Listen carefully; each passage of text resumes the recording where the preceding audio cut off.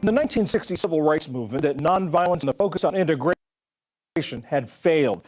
Rather than integrating society, they wanted to fundamentally change it, and they didn't renounce violence in self-defense. Their cry was Black Power rather than We Shall Overcome. One of the most prominent of these groups was the Black Panther Party. It was also perhaps one of the most misunderstood and most vilified by the white establishment. For Black History Month, that's the topic of tonight's Hidden Histories.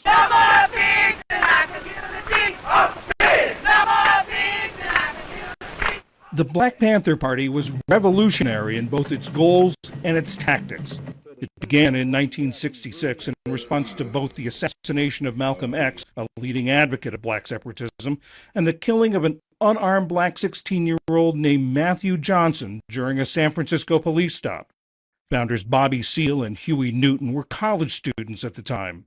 We of the Black Panther Party said as long as the evil gentry and corrupt officials, as long as the oppressor makes the laws, the people are not bound to respect them, bound to transform society and erect a system where we will receive justice. Their 10-point program leaned heavily on Marxism. They saw black American struggles as part of a global liberation movement. In America, black people are treated very much as the Vietnamese people or any other colonized people because we're used, we're brutalized. The police in our community occupy our area, our community as a foreign troop occupies territory. They provided community services called survival programs to promote self-determination. Free food, especially breakfasts for school children, free health care, and voter registration drives. They established schools in 9 cities. We cannot stand these oppressive foreign troops in our communities. Women made up roughly half of the Panther membership of about 2,000, and they often held leadership roles. From 1974 until 1977, Elaine Brown was the head of the National Party. But it was the group's paramilitary displays that drew the white establishment's attention and alarm. Members patrolled neighborhoods in black jackets and black berets, openly and legally carrying weapons. For many white Americans, a photo of stern-looking Newton holding a rifle and a spear became their image of Black Panthers. FBI Director J. Edgar Hoover called the party the greatest threat to internal security and ordered surveillance to expose, disrupt, misdirect, discredit, or otherwise neutralize the Black Panthers. Tensions with local police led to deadly clashes. In Chicago, a police raid killed rising party star Fred Hampton and party member Mark. In 1982, the federal government paid $1.8 million to settle a lawsuit alleging that the FBI had a role in the Chicago raid. Plagued by internal disputes and power struggles, the party was essentially defunct by the late 1970s. It was formally disbanded in 1982. No justice, no peace. But many see parts of its legacy living on today in groups like Black Lives Matter. Party members were among the first to openly challenge police violence, often converging on the scene when officers stopped young black men on the streets. Donna Murch is an associate professor of history at Rutgers University and the author of Living for the City, Migration, Education, and the Rise of the Black Panther Party in Oakland, California. Donna, from your perspective, what is the greatest legacy of the Black Panther Party? I think the greatest legacy was a youth movement, a young organization composed mainly of people in their late teens and early 20s, working class youth that had migrated from the South, who found themselves having unprecedented access to high school and college in California. And out of that, they helped form a study group and create a new type of organization and youth movement that was focused on serving the community. It started with confronting police violence because that's what the community saw as its single biggest problem. This is the era of the urban rebellion, year after Watts. And they were willing to perform a form of activism in order to empower others. But very quickly after the police patrols, the Panthers shifted into something called survival pending revolution, which meant founding free breakfast programs, freedom schools, and the longest running institution of the Black Panther Party was a school in Oakland that ran for almost a decade. Can you put the Black Panther Party in sort of the context of the civil rights movement, of where they stood, what role the organization filled, what their contributions were? I think one of the best ways to understand the Panther Party is to think about the Black freedom movement as having a large geography and time period.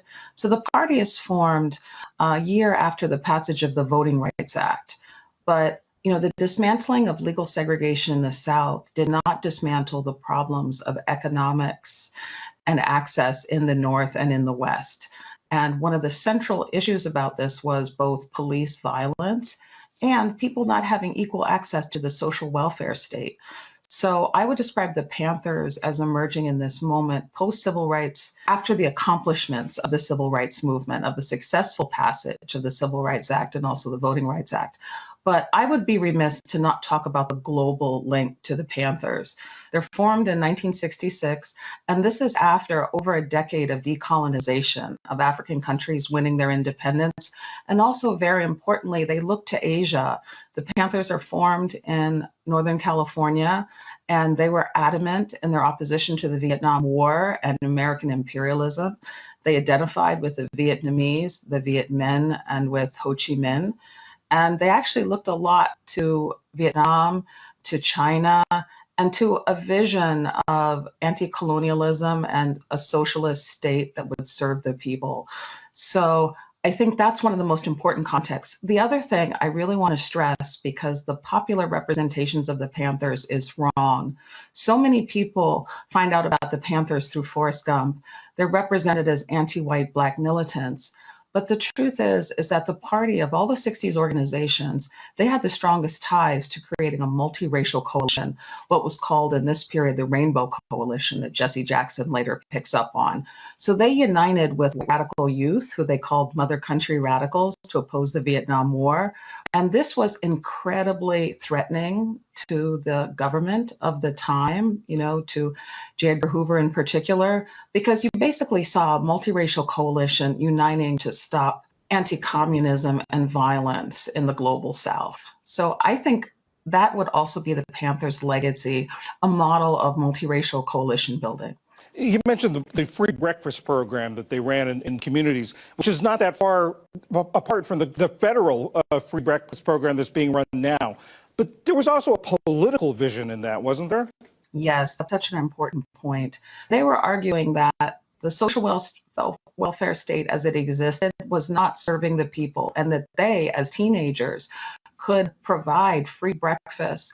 When they started the Freedom Schools, so many of the low-income children who went to Panther schools had not had breakfast, and they couldn't learn. And so they were shaming the state. And although we don't have the direct documentary evidence, it is thought by many scholars that shaming of the state prompted the issuing of free school lunch. Are there groups today that you see as direct descendants of the Black Panther Party that you can draw a direct line from them to today? Yeah, I would say, my first book was about the party's genesis in Oakland. It's called Living for the City. But my second book is about the last 10 years. And it's about the Black Lives Matter movement and why they chose Assata Shakur, who was a rank and file Panther member from New York City. So she's not from Oakland, where the Panthers were formed. She's from New York. And male leadership. And especially over the last 10 years in the fight against state violence and murder and mass incarceration, Assata has become the best known of the Panthers.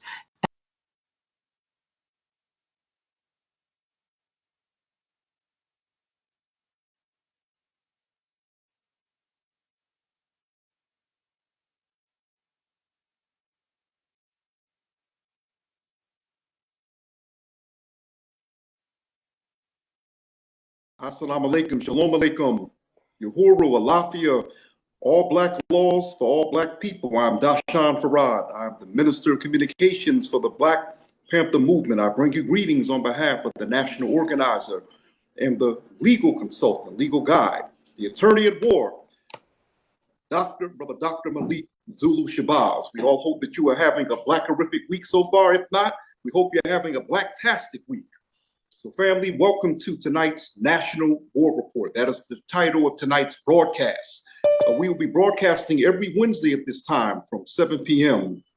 Eastern, and we will be speaking with Black nationalism, Black Pan-Africanists, and Black militants from across the entire Black world, across the diaspora.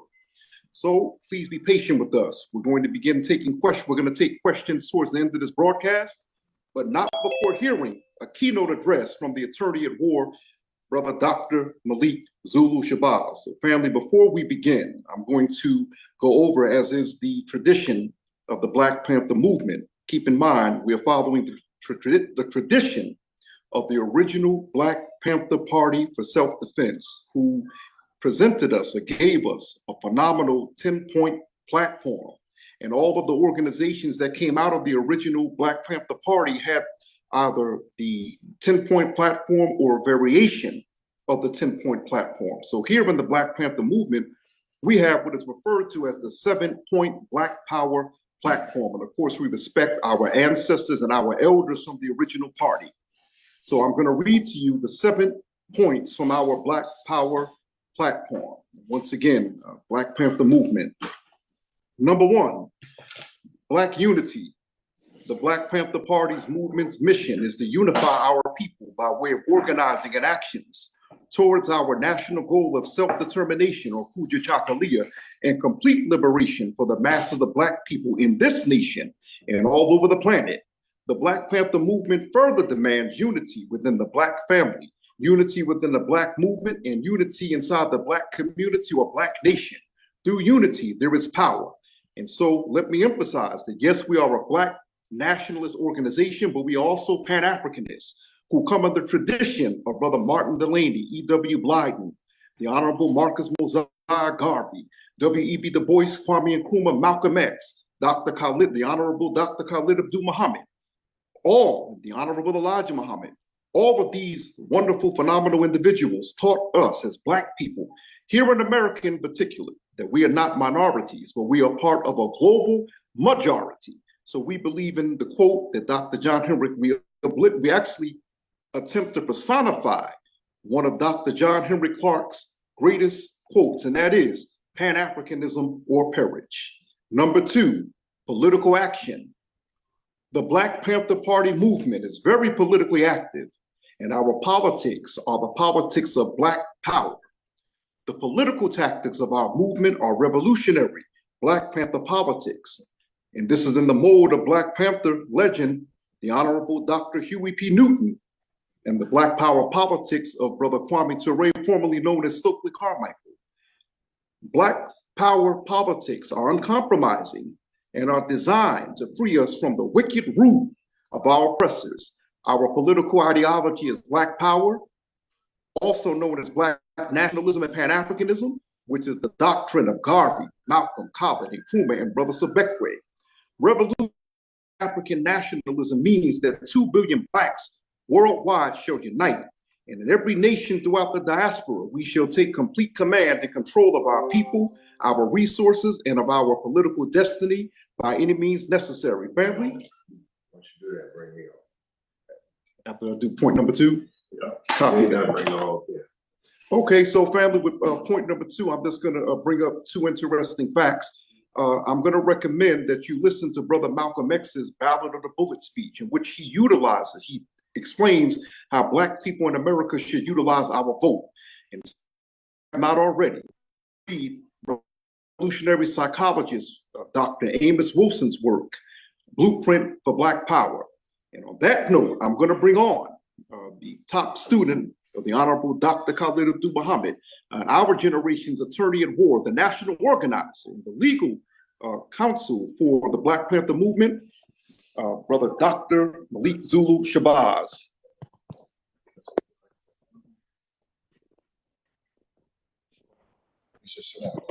Oh, yes, sir. Okay, we switching up format a little bit. Am I good? Okay. Hey, you're good. You're good. Okay, I'm good. All right, giving honor to God, I bear witness that regardless to land, label, or language, that there is but one God. Black power. So all in the listening audience, I say Black power, Black Black power. power. All power to the people. All power to the people. Assalamu alaikum. Assalamu Salam. Okay, Mentor, I think you got a little feedback, and I'd like you to put me front and center, please, in the broadcast. Black Dear power. brothers, sisters, and brothers, I'm not Dashan Farad. I'm Malik Zulu Shabazz, but I'm on Brother Dashan Farad's telephone. Okay, and I'm here at the business.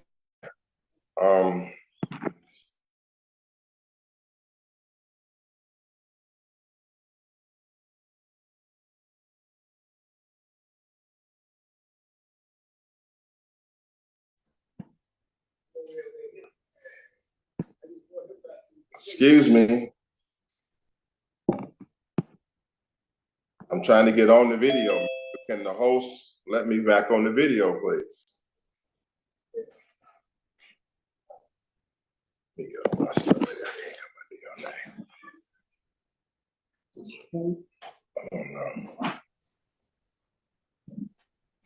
This whole black man. Give me 1 second. Let me in the meeting, please. Let me in on my phone, please, right now.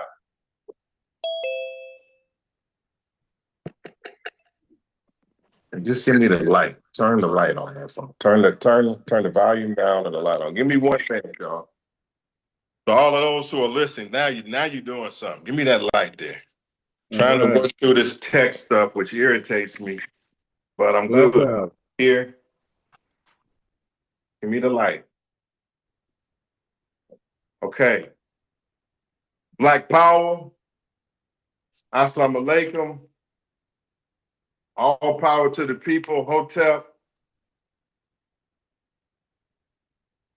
National War Report.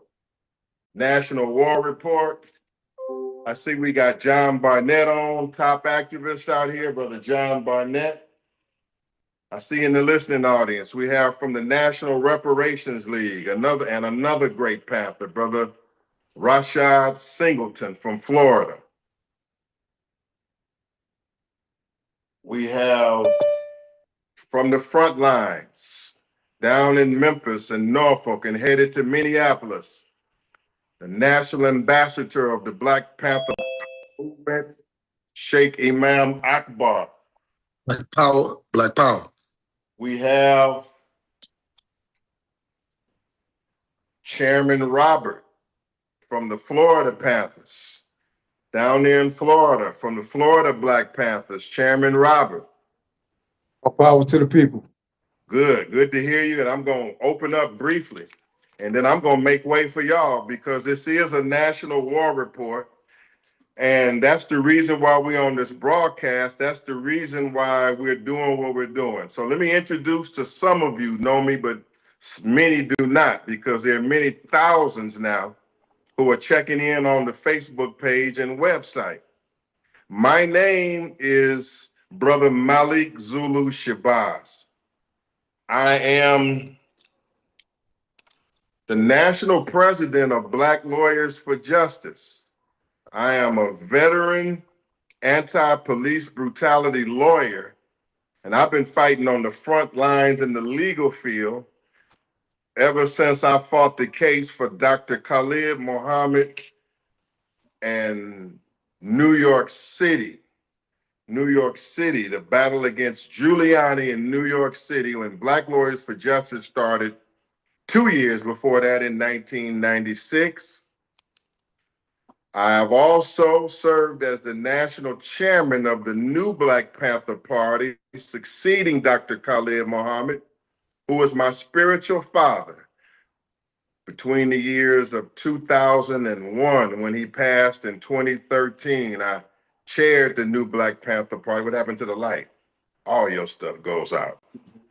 You got one thing that stays on. Thank you, sir. Can I have it? I've chaired the new Black Panther Party. Thank you. I'm trying to get it right. Chaired the new Black Panther Party for 13 years. And when I chaired it, it was strong.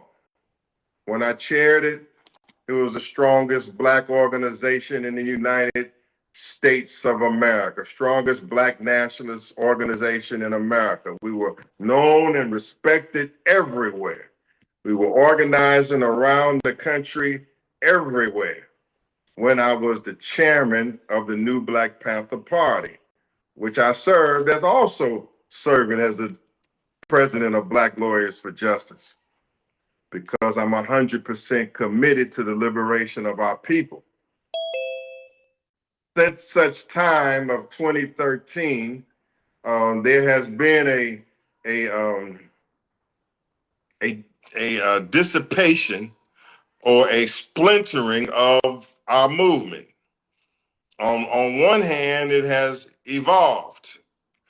There are many groups that come out of the legacy of in this time of the new Black Panther Party, who comes out of the legacy of the original Black Panther Party, and they're good groups. But there's also been some weakening. The bottom line to it, in 2026, the Black Panther does not have the influence and should be.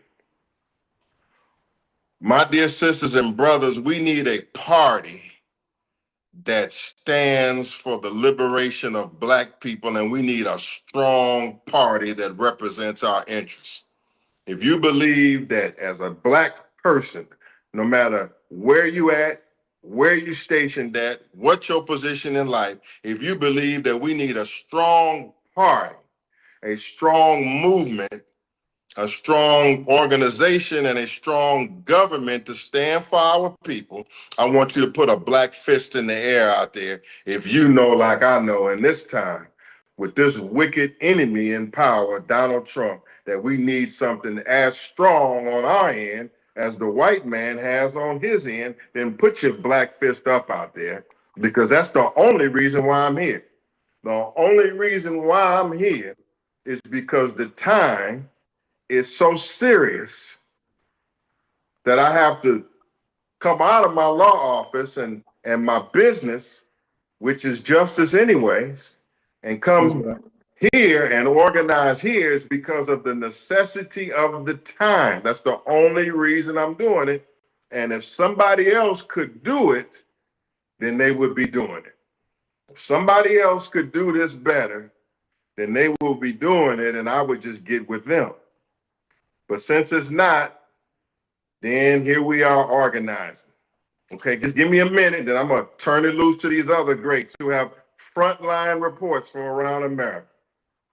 But right now, what we're saying is we need a strong party. If you love Dr. Huey P. Newton, put your Black fist in the air out there in the audience. If you love Minister of Defense of the Black Panther Party of Oakland, Huey P. Newton, raise your hand high. If you love who they used to call Stokely Carmichael or Kwame Ture, one of the OG Black Panthers, raise your Black hand high. If you love and respect Minister Malcolm X, who is the ideological father of all the Panthers, raise your Black hand high. And if you love mentor,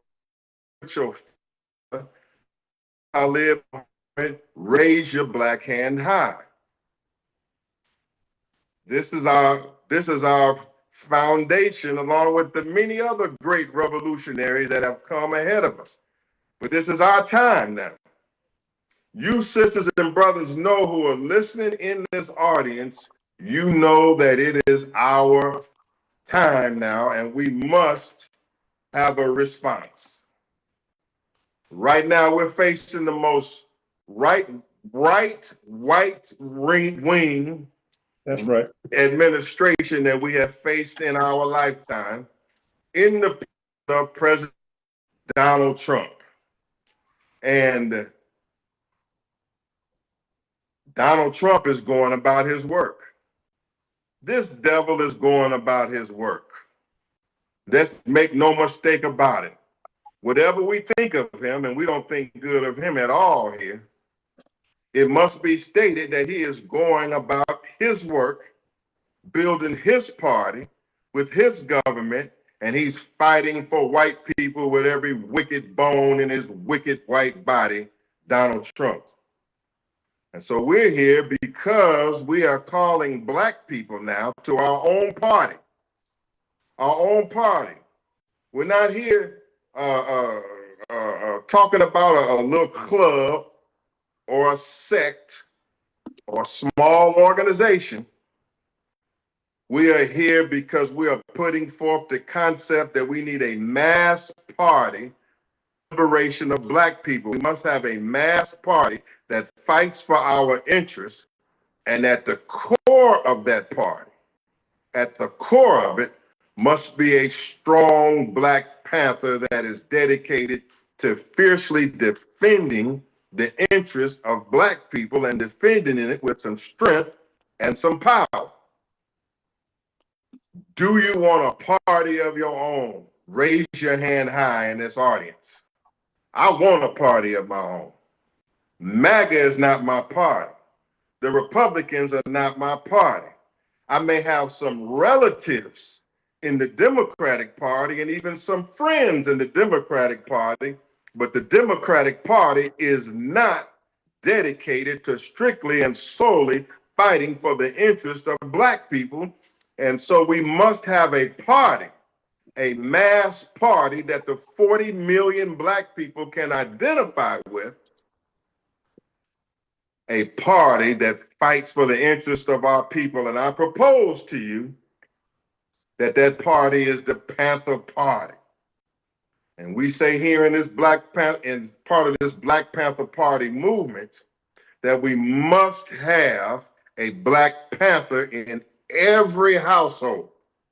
We're operating off a theory here that there's a little bit or a lot of bit of Black Panther in everybody who's watching here. Unless they are here from the police department or the FBI or the CIA, there's some kind of Black Panther in all of you, because a Black Panther is one who's strong. A Black Panther is one who is resilient. A Black Panther is a freedom fighter. A Black Panther is uncompromising. A Black Panther is an organizer. A Black Panther is a defender and a developer and a teacher of black people. And a Black Panther is what is resonating with the people in this hour. The white man has a strong party, a strong president, a strong bloc, and black people need the same. I'm tired of being weak. I'm tired of being weak and disorganized. That's why I'm taking time out of all the busy things in my schedule to help guide this operation and to bring to you many of my friends and my guests who will be on here week after week and who are moving out across this country.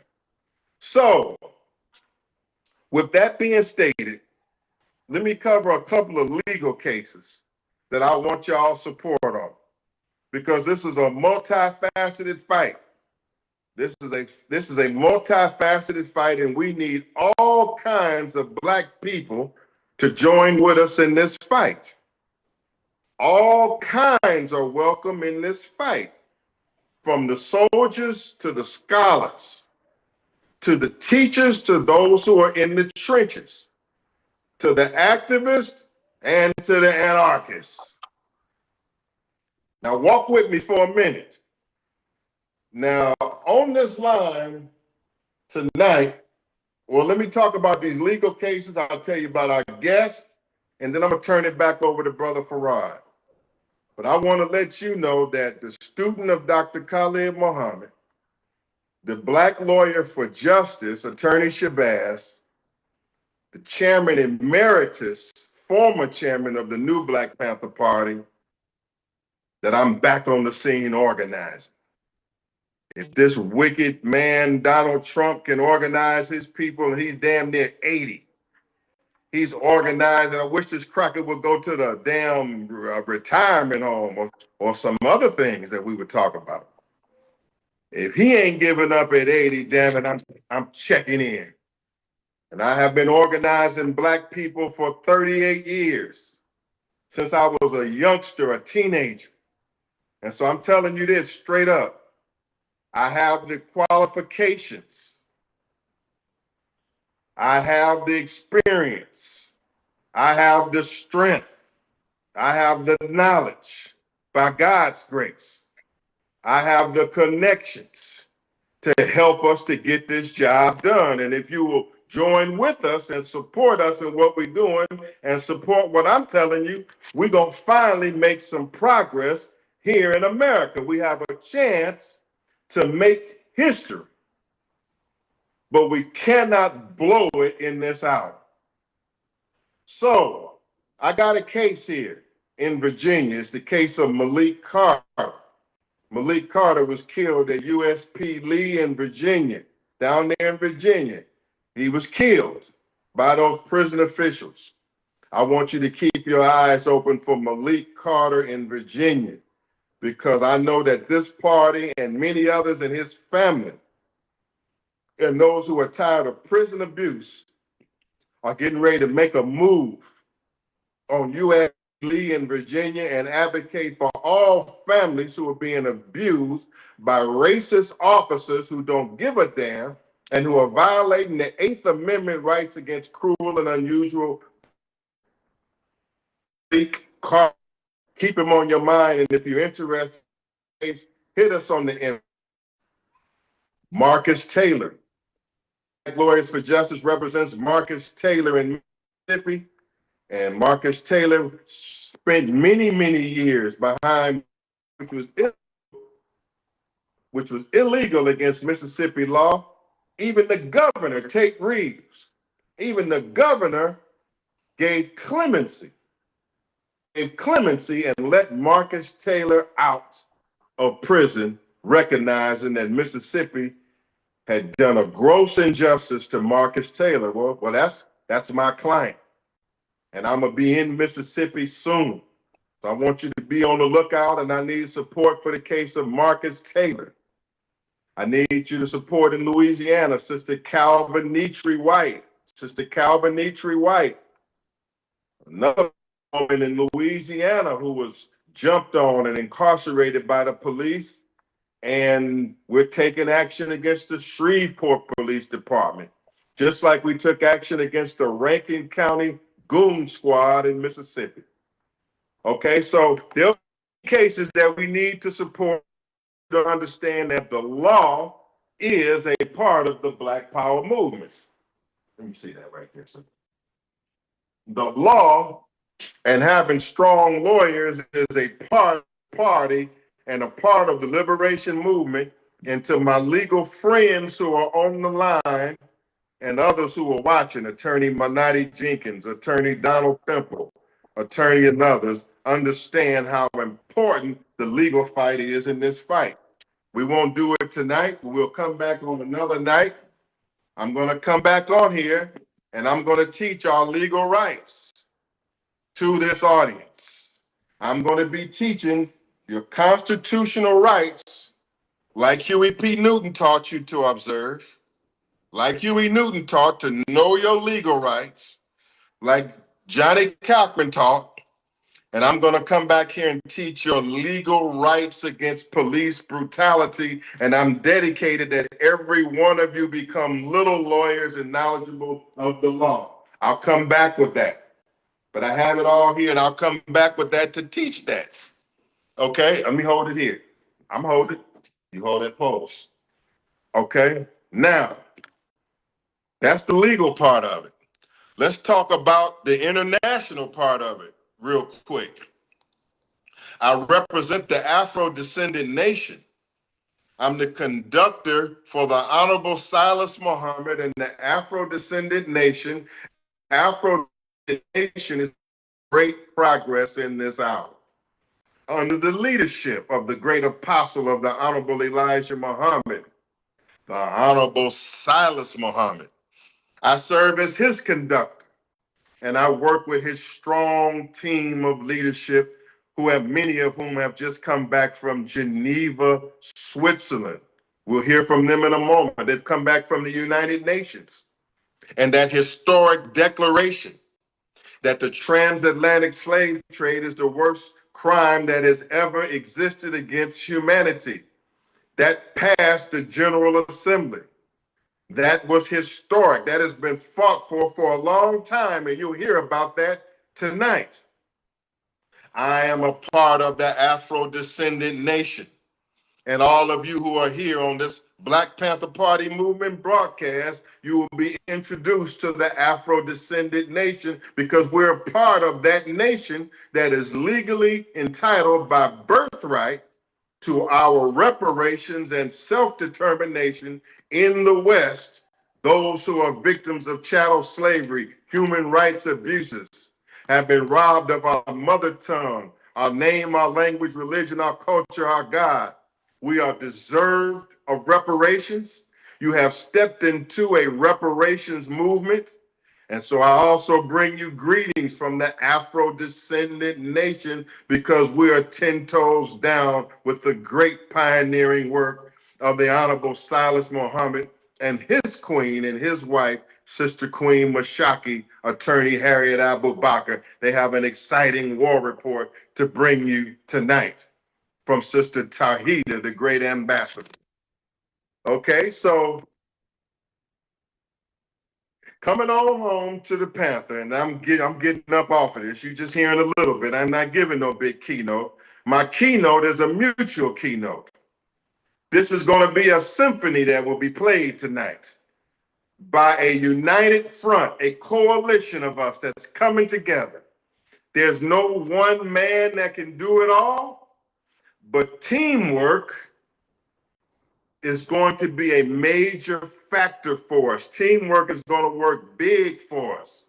We have friends all over America. We have friends all over the country. We have friends, I got it, just hold it in post. We have friends all over America. We have friends all over the world, and we're about to put this plan into effect. Now, tonight, for you who are interested in this movement,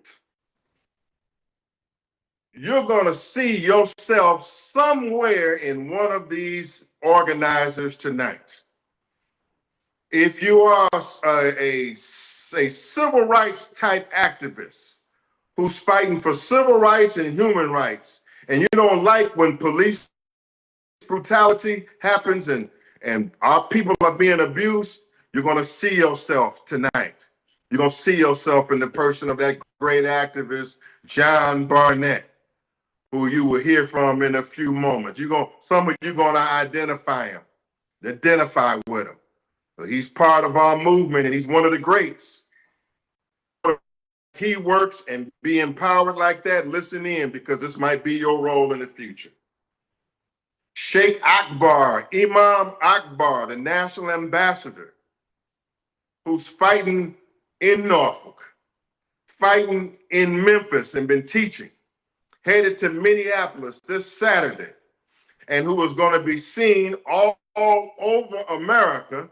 And he has been organizing since the 1970s, our elder, Sheikh Imam Akbar.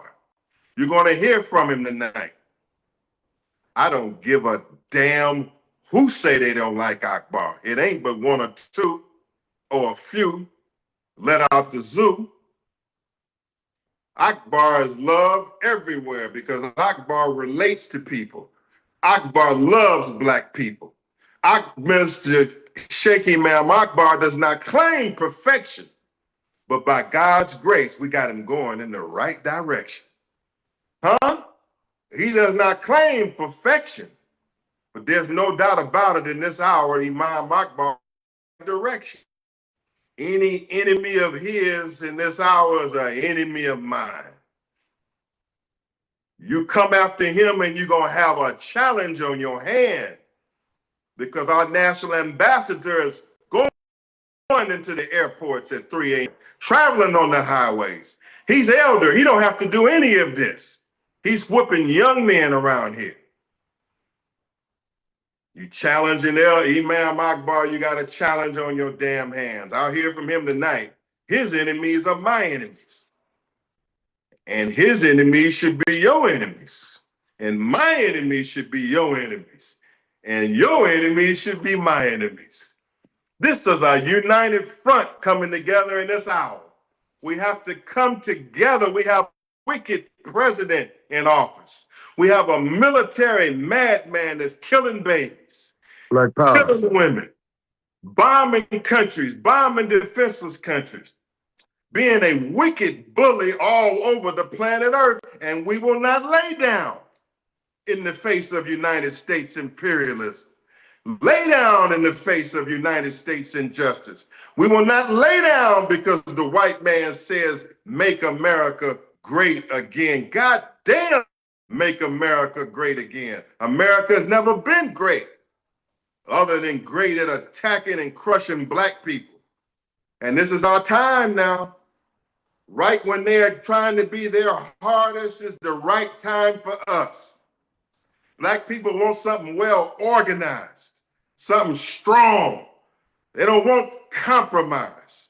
They don't want any more Uncle Toms, like Malcolm says. We don't want any more Uncle Toms here. We're looking for black men like Huey Newton, black men like Fred Hampton, black men like Khalid Muhammad, Malcolm X, Dr. John Henry Clark, black youth like Tupac Shakur. Now, as I conclude here, we want y'all to join the party. Join the party. And we're going to help you get organized. Right now, where are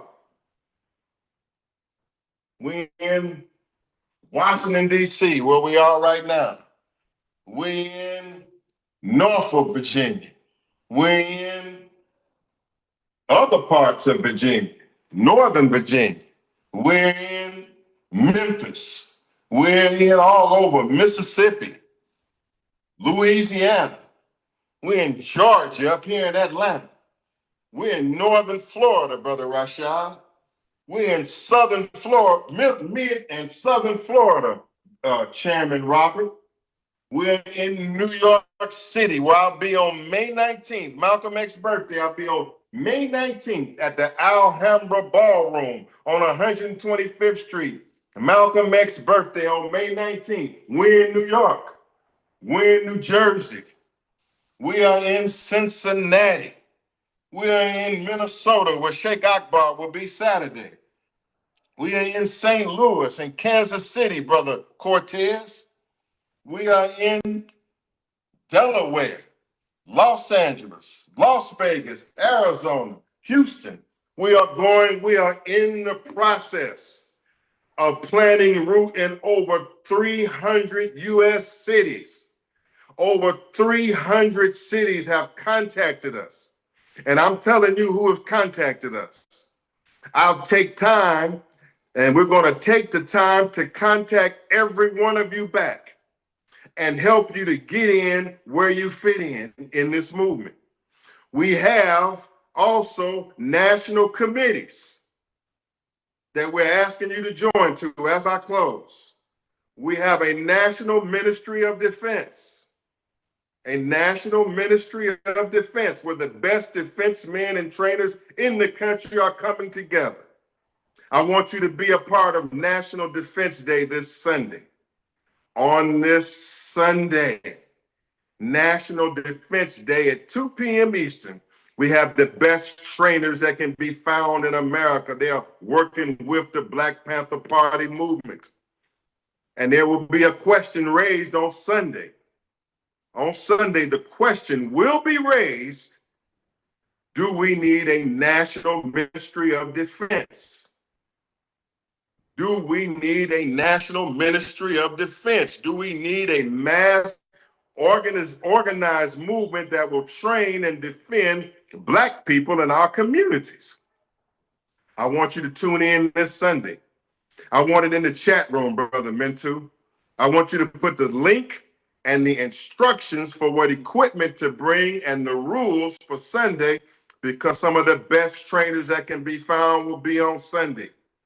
So all of you defense men, all of you who want to be in the proper shape to defend our people, and you want to meet other Black men and women and work with us all over the country to defend our community, and to defend ourselves against police brutality, and you want us to come together amongst the 40 million, then I want you to tune in Sunday to National Defense Day and the national broadcast, and there's going to be live dry fire training online. There's going to be live dry fire training and shooting training online. We must have a national ministry of defense. We have a national ministry of student activism, a national organization of students. They're calling in from campuses all over the country. We're organizing the students from Howard University, historically black colleges, and all over the country. They're in the inbox. I'm personally going to be mentoring them and bringing them together, and we are as a unit. Come on in, students. We're gathering the students together. We have a national ministry of activism. All of you who are activists fighting these causes, if you want some strength and you want some Panther power behind your activism, join with us and gain that power. We have a national ministry of business and trade that we're developing online. Black contractors, black businessmen, black repairmen have been all in the inbox saying they want to join. What can I do? We're going to train our people in business, train them in contracting, and we're going to pool our resources, and this will also be a mighty movement for economic and trade right here from trained and experienced business people who know something about finance, capital, building, and making some money, because it's going to take some serious green to move this movement. My sisters and brothers, that's the essence of what I think I got to say tonight. That's the core. We must organize. We have to organize. We are organizing. And this is the space and the location where you can come to and get organized with and make a change in history and make a change in your life. This is the place where you can meet brothers and sisters, like minds, family, those who think liberation, those who act liberation. This is that space where you can come into, where you can find family, you can find camaraderie. And this is a space where you can trust who you're organizing with, because we've been doing it decade after decade, and we're looking for some fresh blood and some young people. Thank you for attending this National War Report. I got so much more to report, but that's my main report now, is that we've begun organizing. We got thousands of messages in the box. Please be patient. We're getting back to everybody. We're going to set up group chats and contacts with different cities, and everybody will be paid attention to. And most of all, we won't waste your time. We don't have an ounce of time to waste. We've been doing this too long, and we won't waste your time, and we know what we're doing. So what I want to do right now is tell you who you'll hear. Brother Farad, take note so you'll know who to bring on. And I'm going to turn you over to our moderator.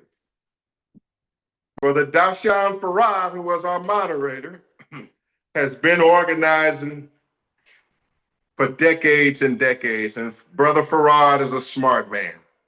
I want you to hear Minister Farad, the Minister of Communications. He knows Black Panther doctrine. He knows Black Muslim doctrine.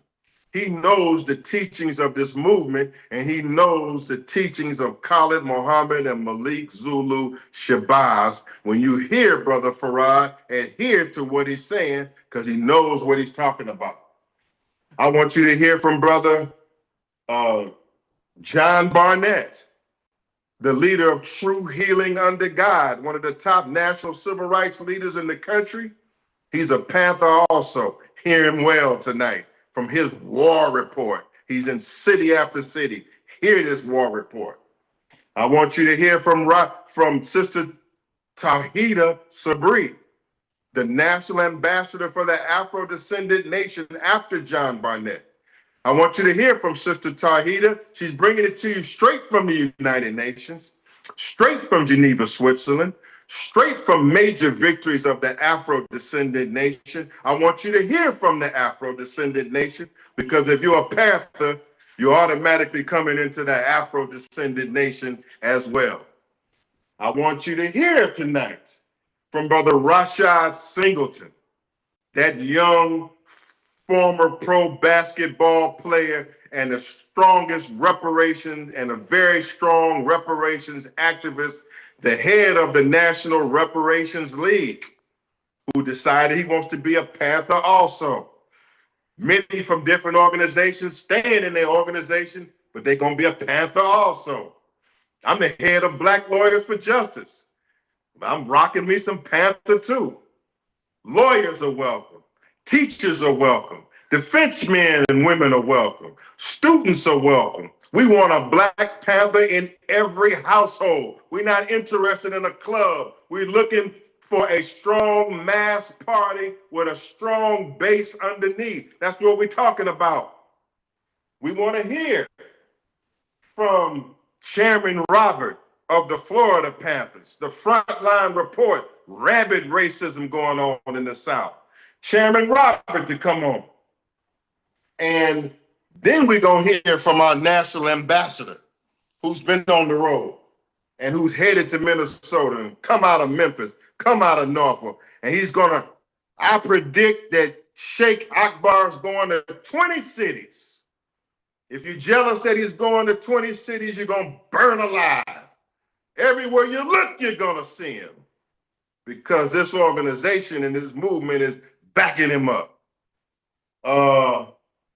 And I think that's it for this war report. I want to thank Mintu, who's key to the information department, Artifacts Clothing. We're building a party, building a movement. With the Afro-descendant nation, we're building a government. I am just your servant, working hard for you day and night. Your brother, attorney, and Dr. Malik Zulu Shabazz. I'm going to let Brother Farad turn his phone on so he can come on his line. I'm going to be busy working with this team to return all of your messages so we can put you up here on this board.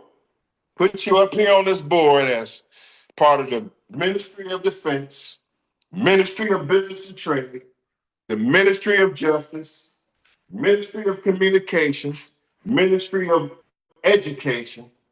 If you're in the Mid-Atlantic region, Eastern region, Southern region, Midwest region, or in Africa, we can work with you, and we will work with you. There's a place for you in this movement. Thank you for listening. Let me clear the way. Our next speakers will give their spiel from 5 to 10 minutes. They might take questions. We'll figure it out. If you got questions, put it in the chat.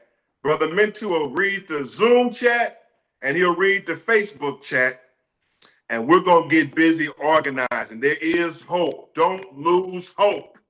Don't give up on Black people. This movement has a chance. We have a narrow chance to survive, and you have checked into that space where that chance will live and thrive. Black power, all power to the people. We must have justice. I turn you on to Brother Dashawn Farad now, and thank you for listening to me. Thank you. Black Power family, that was a Black Power. that was a very Black Power family, that was a very Black Power. fiery address. We want to give our warrior attorney at war, a strong Black power, a strong Black hand. He does what he does best. He lit it up. So family, let us get going with the rest of the broadcast, with the rest of this online rally strategy meeting, if you would. So we're going to bring on next a warrior brother that started an organization some time ago by the Thug. We're going to bring on Brother John C. Barnett. Is Brother John with us? Yes, I am. Peace and blessing. Black power, everyone. Okay, brother John, by all means, brother, this is your 10 minutes, brother. Black power. The floor is yours. Black power, black power. Black Black power. power, everybody. I want to thank my Black power. my top-notch security brother Kevin, who's on here from North Carolina, and also brother Roderick, who's in training out of Salisbury, North Carolina. I'm presently in San Bernardino, California, by way of Charlotte, North Carolina. I'm out here. Yesterday we fought against CFS. CFS is snatching up black kids like it's the new slave trade. So yesterday I spoke on behalf of these individuals, had another meeting with a lady that's running for mayor. So our purpose here today in San Bernardino is we're fighting to get these black babies back home to their kids. Some of these mothers have been fighting for 2 years, 3 years, 4 years, trying to get custody back. But as you all know, just like slave trade, it's beneficial to keep a black baby in a foster care home. So everything is very going well today for us, very successful. I'm out in California for a whole week. So this Friday, I'll be fighting for 2 black men. As we leave here, an hour from here, we're going to Pasadena. David Dew, remember that name, D-E-W. David Dew has been in jail, falsely accused of a murder, y'all. He's been in jail for 44 years. I repeat, 44 years. He's 73 years old. My last case, ironic, in North Carolina, the backwoods of Concord, North Carolina, the hometown of NASCAR. As a black man, you can look up online. He's all on the news. Dateline, CNN. His name is Ronnie Long, accused of raping a white woman, 1978. He stayed in jail 44 years. Yours truly did a press conference and exposed his case. I call it the Ronnie Long Project. 2 years ago, year and a half ago, Ronnie Long was finally released. They finally said black man didn't rape the white woman after 44 years. Concord, North Carolina felt so bad for this brother, they gave him an estimated $25 million. They said they wanted to make the wrong right. But as you all know, based on your eating habits, that the black man's life expectancy is 69 years of age. So if you're close to that age, God bless you, because that's the average age. So as we see right now, brother Ronnie Long is now 68 years old, spent 44 years in prison. One of the white girls that was marching with us ended up marrying Ronnie Long. And again, he got out and got $25 million. And I ask you all the question. Would you want to stay in prison for 44 years for $25 million? Or would you want to spend time with your family? I met with his mother and I met with his father. They both died before he got out of prison. The Innocence Project joined forces with Ronnie Long and got him out. And so now, deja vu. I'll be in front of the Pasadena courthouse staging a press conference this Friday at 2 p.m. fighting for another black man been falsely accused for 44 years. Apparently, some Marine got shot in 1978, and he was in the car. And you know how that is. South Carolina got that motto, y'all. The hands of one is the hands of God. But even if he did commit the murder, you're looking at 20 years. The question is, why is David Dew still in jail for 44 years? As we leave, and I'll close out my last case. In Virginia, on May 5th, we'll be in Richmond, Virginia, May 5th. Got another black man. He got one arm. I repeat, he got one arm. But almost a decade ago, South Carolina, the mother called me, who's a pastor, and said Timothy Taylor has been accused of picking up a white girl at Myrtle Beach, South Carolina during spring break, throwing her in the car, taking her to her hometown, killing her, raping her, drugging her, and murdering her. I'm gonna say that one more time. Now, Timothy was 4 years old, in my last 1 minute, brother Farad. When he was 4 years old, you know, in the country, they got engines hanging in the backyard. Daddy had an engine hanging in the backyard, and he started swinging on the engine, brother Akbar. And when the engine fell on his arm, they rushed him to the hospital and had to take off the brother's arm. So in this time frame of 10 years ago, Timothy was in school, in a classroom at 17 years of age. And because the feds couldn't find out who did it, they went to the neighborhood and picked up Timothy Taylor. Remember that name? You can Google it. It's all over the place. And he was accused of not doing enough time. The feds said, "Did you kill Brittany Drexler?" He said, "I don't know Brittany Drexler."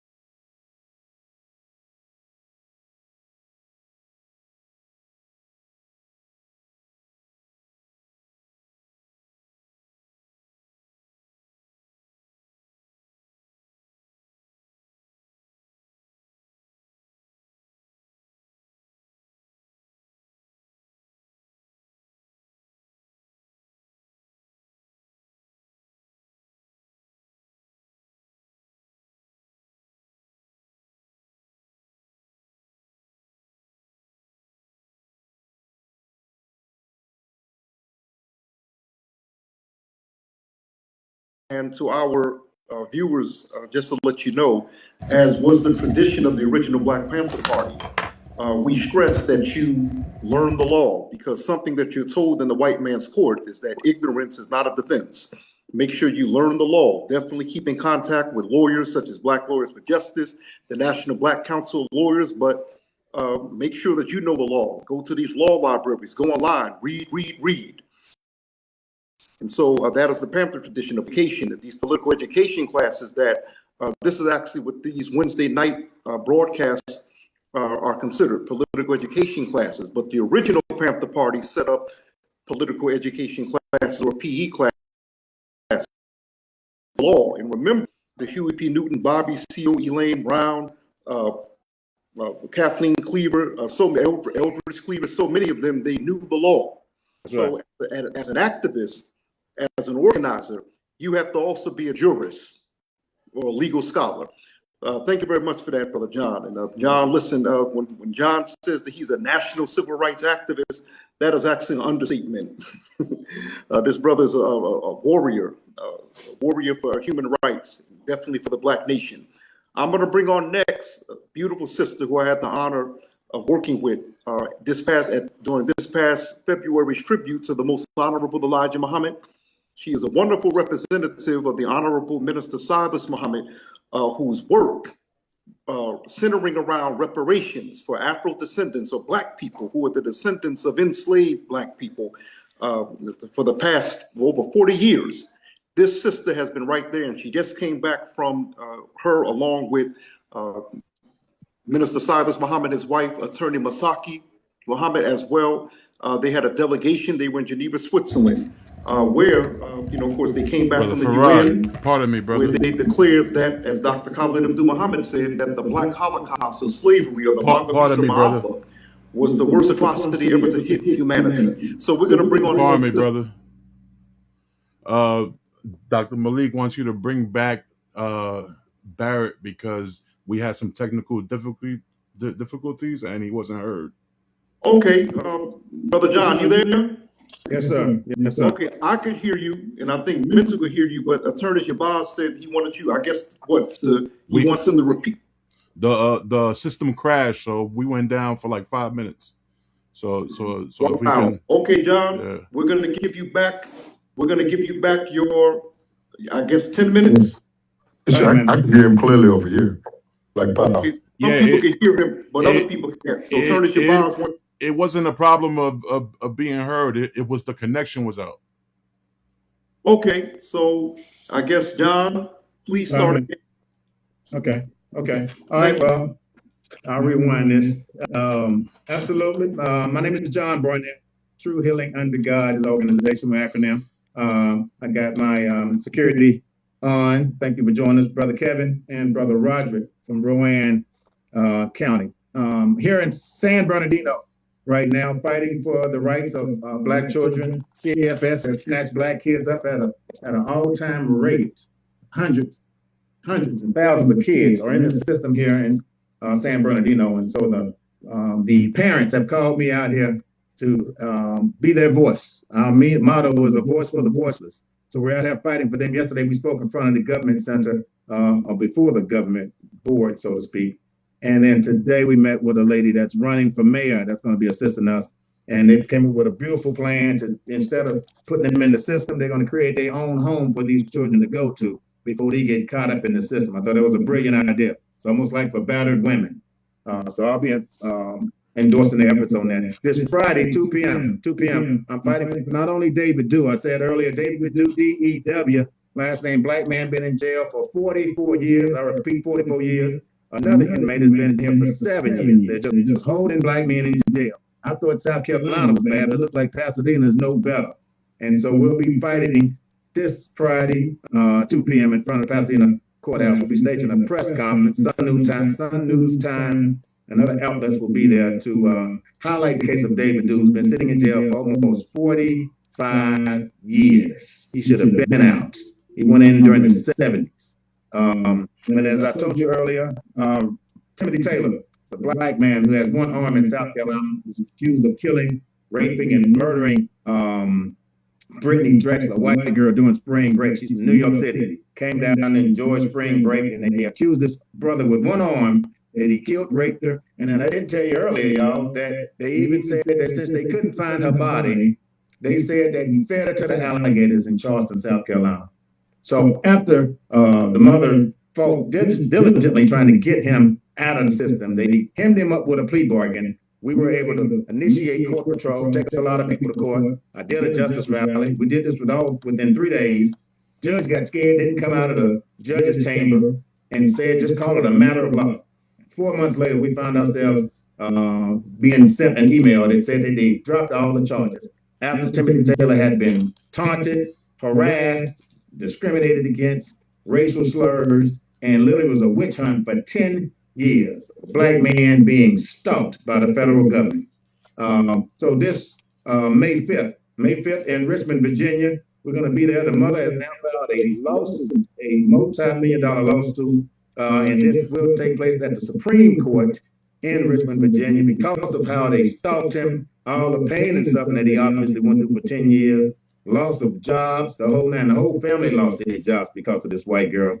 They're going to go forth and present their case to the judges on May 5th. Interesting about this case is that I told you earlier that Timothy Taylor did not kill this white girl.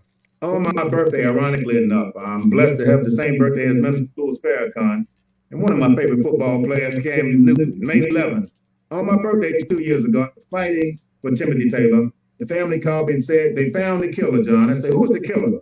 Say the killer was a one-eyed white man who was dying of cancer and said he had buried her bones behind a hotel. So this witch, and he's now in prison. They just sent him to prison last year. But for 10 years, they stalked this black man. So in Richmond, Virginia, we'll be there on May 5th. And lastly, what we didn't highlight earlier, Louisiana, Morgan City, Louisiana. They are taking black folks' land in Louisiana at a rapid rate. I'm fighting 3 cities, St. Martinsville, Morgan City, and New Iberia, that's spelled with an I.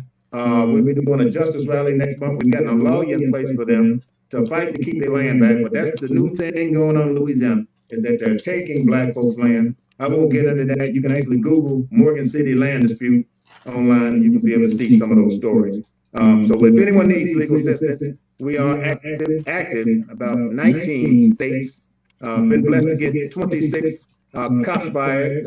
Shout out to my big brother, Attorney Malik Zulu-Shabazz. He has put me in place as the spokesman for the Goon Squad, those 6 racist cops that right now that's eating cold grits in Oklahoma prison for 135 years. I want to give him a big shout out. He has motivated me, and he's also given me insight on the fact that we can scream no justice, no peace. Black Lives Matter can throw their fist in the air as loud as they can. But at the end of the day, as Johnny Cochran said, he said lawyers are going to come in 2 forms, either a pit bull or a poodle. Johnny Cochran also was quoted to say a good lawyer knows the law, but a great lawyer knows the judge. You can be the worst judge or worst lawyer rather in the courtroom. But if you know the judge, you might get off that day, OJ. So if you need our assistance, our phone number, again, is 803 Legal Assistance Nationally, 803-412-6854. If you got personal injury, do not call me, because we got the #1 lawyer in the country. The only black lawyer I know that's gotten 6 cops locked up at the same time. Not 1, George Floyd, not 3, Rodney King, but 6. And that's Honorable Attorney Malik Zulu-Shabazz. So if you got personal injury, don't call me. I don't reinvent the wheel. He is that wheel for personal injury and for federal cases. But if you need anything else, expungements, if you need traffic tickets, if you need to be ran, your name need to be ran because you think you got a warrant. Brother called me today and got locked up in Rock Hill, South Carolina. He had 12 warrants and didn't know it. Got his life right, out of prison, life going well for a whole year. But they got them old warrants, and now he's back in prison and he's on parole. So we got to fight to get him out of jail. And as South Carolina says, if you come down to South Carolina on vacation, if you break the law, you leave it on probation. That's the quote from their solicitor. I'll close and I digress. Phone number 803-412-6854 if you need legal assistance or civil rights, direct civil rights assistance. Black Power. Black Power, thank you very much, Brother John, for that wonderful presentation. Thank you very much for that update. You're welcome. As I said, Black power, black power. Black Power, as I said a few minutes ago, the first time, uh, for John to be referred to as a national civil rights organizer is an understatement because he's known internationally. We thank you very much for that, John. Definitely keep us updated. And so, family, we're going to move right along. I'm bringing up now a wonderful representative of the leader of the Lost Found Nation of Islam, the Honorable Minister Silas Muhammad, who, by the way, any reparationists, you need to study the work of the Honorable Minister Silas Muhammad. This particular sister, who is one of his representatives, had came back from Geneva, Switzerland, which was attended. They had a conference there, along with Minister Silas and his wife, Attorney Masaki, phenomenal people, and also they attended the UN, this past UN session, where they determined what we have been saying, definitely what Dr. Khalid Abdul Muhammad had been saying, that slavery, otherwise known as the Black Holocaust or the Magamisa Ma'afa, was the greatest atrocity or the worst atrocity to hit humanity. So this wonderful sister I had the honor of working with in February as we were organizing a tribute to the most honorable Elijah Muhammad. And so I'm going to bring this sister on right now. Dr. Tahira, you there with us, beloved? Yes, sir. Thank you for that introduction. Yes, ma'am. The floor is yours. Salam alaikum. The floor is yours. Walaikum salam. So I'd like to begin by thanking Attorney Malik for the invitation to share an update on what's happening on the international front. As already said, I've just returned from the 5th session of the United Nations Permanent Forum on People of African Descent, which was held April the 13th through the 17th in Geneva. So I attended as part of a 7-member delegation, and in my capacity as governing board member of All for Reparations and Emancipation, called AFRI for short.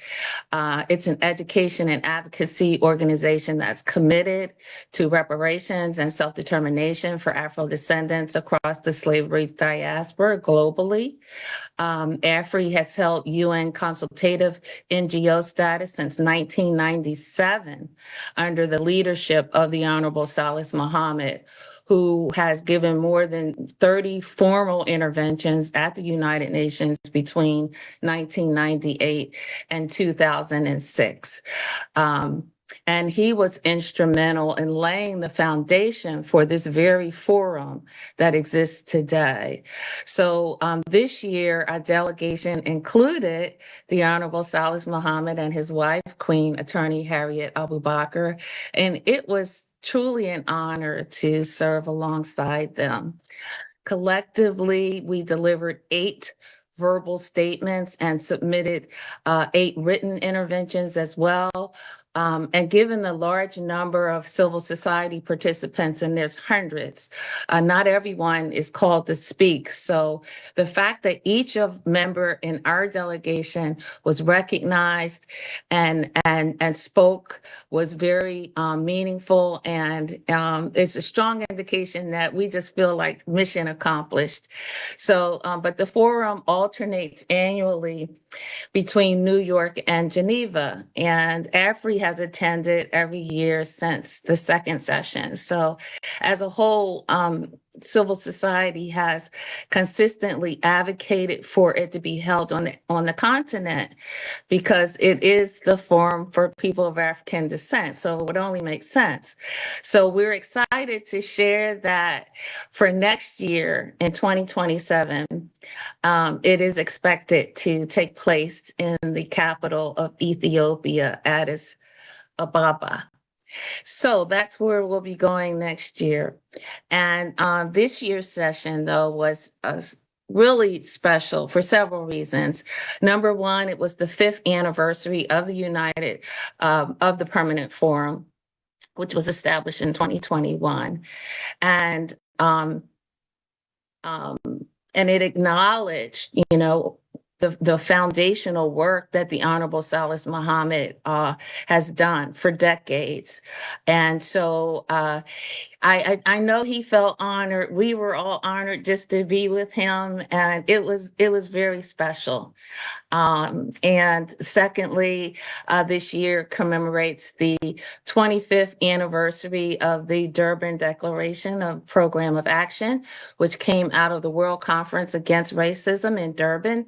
And that declaration has been one of the most important global frameworks for addressing racism and discrimination, xenophobia, and related intolerance. So it has driven legislation, action, national policies. So this year we celebrated the 25th anniversary of that, and AFRI hosted a UN approved side event titled Voices of Durban 25 years later, why identity matters for reparatory justice.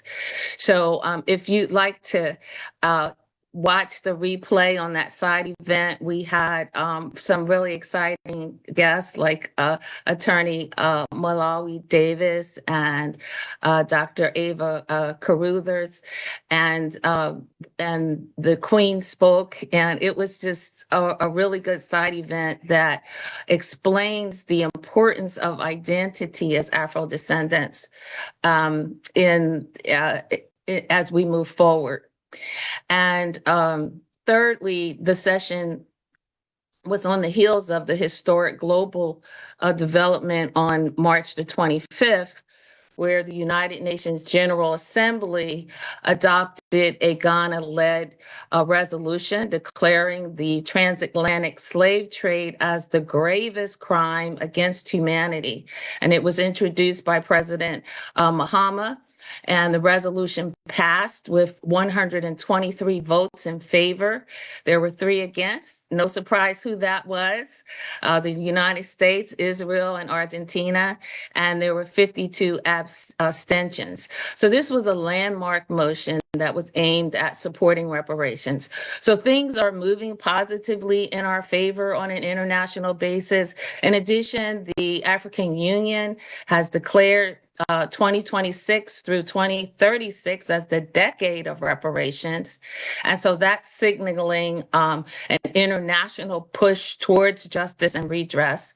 And, it just aligns with everything just seems to be falling into place for reparations. So in terms of what actually took place during the forum, there were several thematic discussions. It was a strong focus on youth as both right holders and agents of change. And it's so important that, we want everyone's support in helping us to send a delegation of youth there next year when we go to Ethiopia. So there were some really sharp, smart, and fearless youth leaders there, and I enjoyed listening to them so much. And finally, the outcomes of this session, I think it's not just symbolic. This time, we're going to be moving from just rhetoric to actual implementation of all of the reparations frameworks that have been put into motion for a while. So I just wanted to give you that. And I wanted to also say, please support our brother, Safiwe Baleka. He is trying to get an appointment to the African Union Committee on Experts on Reparations, and he's one of our great experts. Or he's trying to get on the reference group of legal experts. And so I'll put it in the chat where you can enter your name and organization and in support of him. And with that, if you'd like to learn more information or read our interventions, they will be posted on the website of the the OH, the Office of the United Nations of the High Commissioner for Human Rights. All of our interventions are posted there. And you can go to the Afro Descendant Nation official Facebook page and see us speaking in person as well. Verbally. So the Queen got a chance to speak and she just, she shut that house down. And so it was just a wonderful time. And I'm really looking forward to working all year to get to the next one. And because it doesn't just end with interventions for 1 week. This is a ongoing process. I'm also on the subcommittee of the working group. So it's just a lot of work to get done. And it's exciting work because I know that this is our time. Divinely, this is our time. So we have to make it happen. So with that said, submitted. Thank you again for the invitation, Attorney Malik. Sister Dr. Tahita Sabri, we always love hearing from you. We're going to give our sister a strong black hand. And I say this all the time. If you call yourself a reparationist and you don't know who the Honorable Minister Silas Muhammad is, or Afro-descendant nation is, you're not serious about reparations. And I say that about a lot of these new school reparation activists, those who might identify with the FBA lineage or ADOS lineage, study the work of the Honorable Minister Silas Muhammad, who, by the way, is continuing the work, not just of, some would say, we always speak about Malcolm X wanting to take our case to the UN, but a decade, nearly 20 years before Brother Malcolm, we had the Honorable Immortal Ancestor, Paul Robeson, who said, we charge genocide. And so certainly, of course, we know that the Honorable Minister Silas Muhammad is actually fulfilling the vision of his teacher, the Most Honorable Elijah Muhammad, who also, the messenger told us to identify with the original family, not a minority. So thank you very much, Dr. Tahita. We appreciate it. Thank you very much. Oh, hold on, wait a minute now. Dr. Tahita, you still there? Yes, I'm still here. Did you give any, in case I missed it, beloved, I was listening to you, but in case I missed it, did you give any contact information for yourself? Sure. If anybody, go ahead. If you're interested in this work that we're doing and would like to help, please email us at info@afrodescendant.org, info@afrodescendant.org, or you can go to our website, which is afrodescendant.org as well. And you can join on to the Afro-Descendant Nation. And then our website for our NGO is AFRI, and that's all for reparations and emancipation. And you can go there to find out more information and support us because, we need finances to do the things that we're doing. And so it's really important that we have a war chest funds to make all of this happen. Thank you.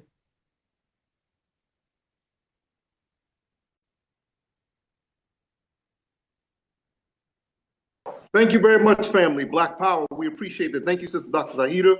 And speaking of reparations, of course, continuing in that tradition, we have our brother who is the chair of the National Reparations League, who has actually held 100-mile marches demanding that we receive our just pavement. So I'm going to bring on this brother who's been doing this for quite some time. He might be, I don't want to say new to the game, but he's a young activist, young organizer, former NBA player, the brother Sharp. And I had the honor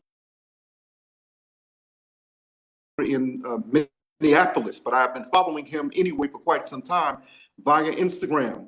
Of course, I work in the media, so I keep in contact with anything regarding reparations, Black media, et cetera, et cetera. So please welcome our brother, Rashad Singleton. You there, Brother Rashad? Yes, sir. I'm here, brother. Can you hear me? Yes, loud and clear. The floor is yours. Black Power. Okay. It's saying my video is paused by the host. I don't know if the host can unfreeze my video. Mintu?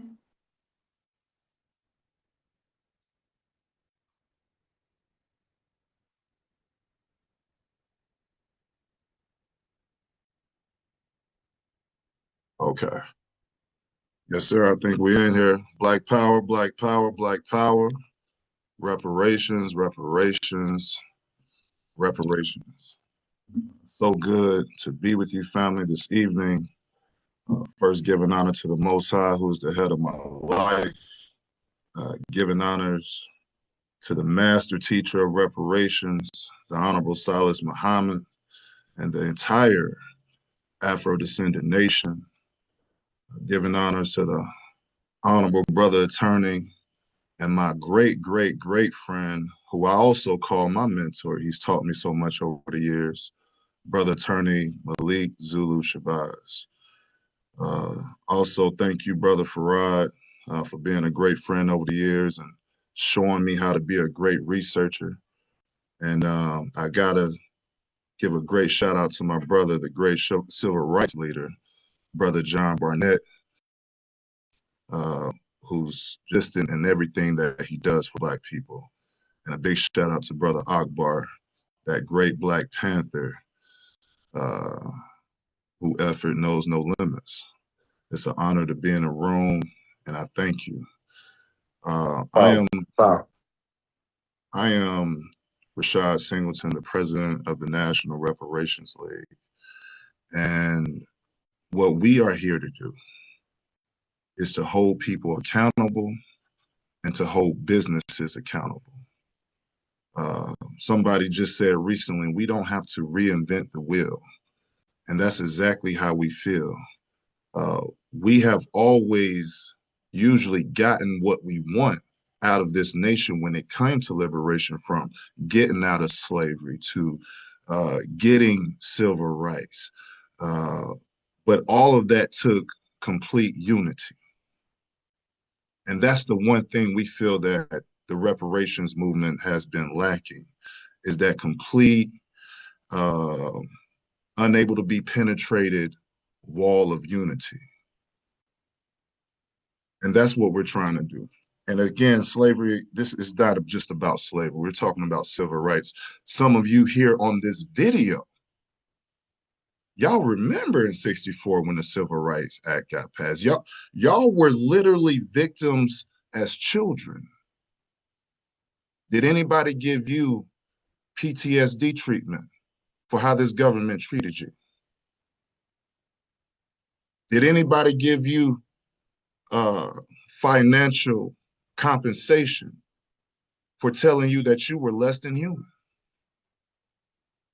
So we ain't got to go back to slavery. We can just go back to the Black codes. We can just go back to discrimination in housing and on the jobs. We have to get reparations, and we have to do it now. A report just came out that the UN did, and they talked about how there was 123 countries that was for reparations and 3 countries that were not. And these countries that was for reparations came from Africa. You're talking about Ghana, South Africa, Nigeria, Ethiopia. You had the Caribbean, Jamaica, Trinidad, Haiti, even the Dominican Republic. Latin America, Brazil was involved, Peru, Bolivia, Venezuela. Asia, you had the Vietnam, Qatar, Pacific Islands, Fiji. But then you had 3 countries that wasn't. That was Argentina, Israel, and the United States of America. Now, damn it, I thought we were supposed to be the good guys. I thought we were the people that was supposed to be about justice and freedom. Ain't that what they say? That's right. But they set out and voted against and said that we are not owed reparations. The United States, or the United Snakes, as some people say, Israel, as Revelations 2:9 say, beware of those people that call themselves Jews and are not, but are the synagogue of Satan. In Argentina, people wonder why it ain't no black people in Argentina, because they got rid of them all. Please do your research on that. So it's no surprise there. Nevertheless, we have to go forward. We have to go forward. There's a lot of things going on the ground. As the sister just described, reparations is a very, very hot topic. That's why nobody want to talk about it. Don't let the national media fool you. Everybody, you talk to the average black person, what do they want to talk about? They want to talk about reparations. So you have a lot of cities involved. You got the Evanston, Illinois. You have Asheville, North Carolina. They put a reparations task force together. Boston, Massachusetts. I'm gonna run through this quick. Detroit, Michigan. Amherst, Massachusetts. San Francisco, California. Los Angeles, California. Berkeley, California. Oakland, California. Sacramento, California. Richmond. St. Paul, Minnesota. Minneapolis. Providence, Rhode Island. Burlington, Vermont. Chicago. New York City. Buffalo. Rochester. Philly. Pittsburgh. Durham, North Carolina. Greensboro, North Carolina. Winston-Salem, North Carolina. ATL. Nolens. Baton Rouge. Miami, Tampa, and Seattle. These are over 30 cities that have reparations as their main priority. And what I'm saying is we have to collect our efforts and we have to strengthen our network so that we're all on the same accord. And as the sister said, we have to make the push now. Now is the divine timing. We got out of slavery, we did that. We got out of civil rights, we did that. But when are we going to get the reparations? Because we're not going to stop talking about it. As Brother Malik Zulu Shabai said earlier, we're not going to give up. So now they just thought that the old folks was going to be talking about reparations. They didn't think basketball players would be coming out talking about reparations. They didn't think young folks in their 20s and 30s would still be talking about reparations. So this is part of the reason why we want to do a reparations tour. You got all these racist ass crackers, excuse my language. You got all these racist ass white folk that's out here having racist tours. Isn't it time that we have a reparations tour? Can we connect and use our resources with our HBCUs? Let's get our colleges involved. And we have to keep pushing forward. We at the National Reparations League, we've also invented for our people the reparations report card. We're real simple about what we're trying to do. If a politician is not for our reparations, we're going to grade them. We're going to give you the reason they're not for reparations. So when it comes time to vote, you're going to have the evidence right here, right in front of you. This will be one of our greatest tools when it comes to voting. We don't give a damn about you kissing black babies no more. We don't give a damn about you coming to our church on the first of the month. You sipping the wine and the communion, you eat the bread with us. But when it comes time for reparations, you ain't got no opinion. Dr. Martin Luther King said it's going to be those people who kept their mouth quiet that's going to be asking for repentance. It ain't just the ones that said bad things. It's going to be the ones that kept their mouth shut. So it's time for us to weed them out. And we have to weed new leadership in.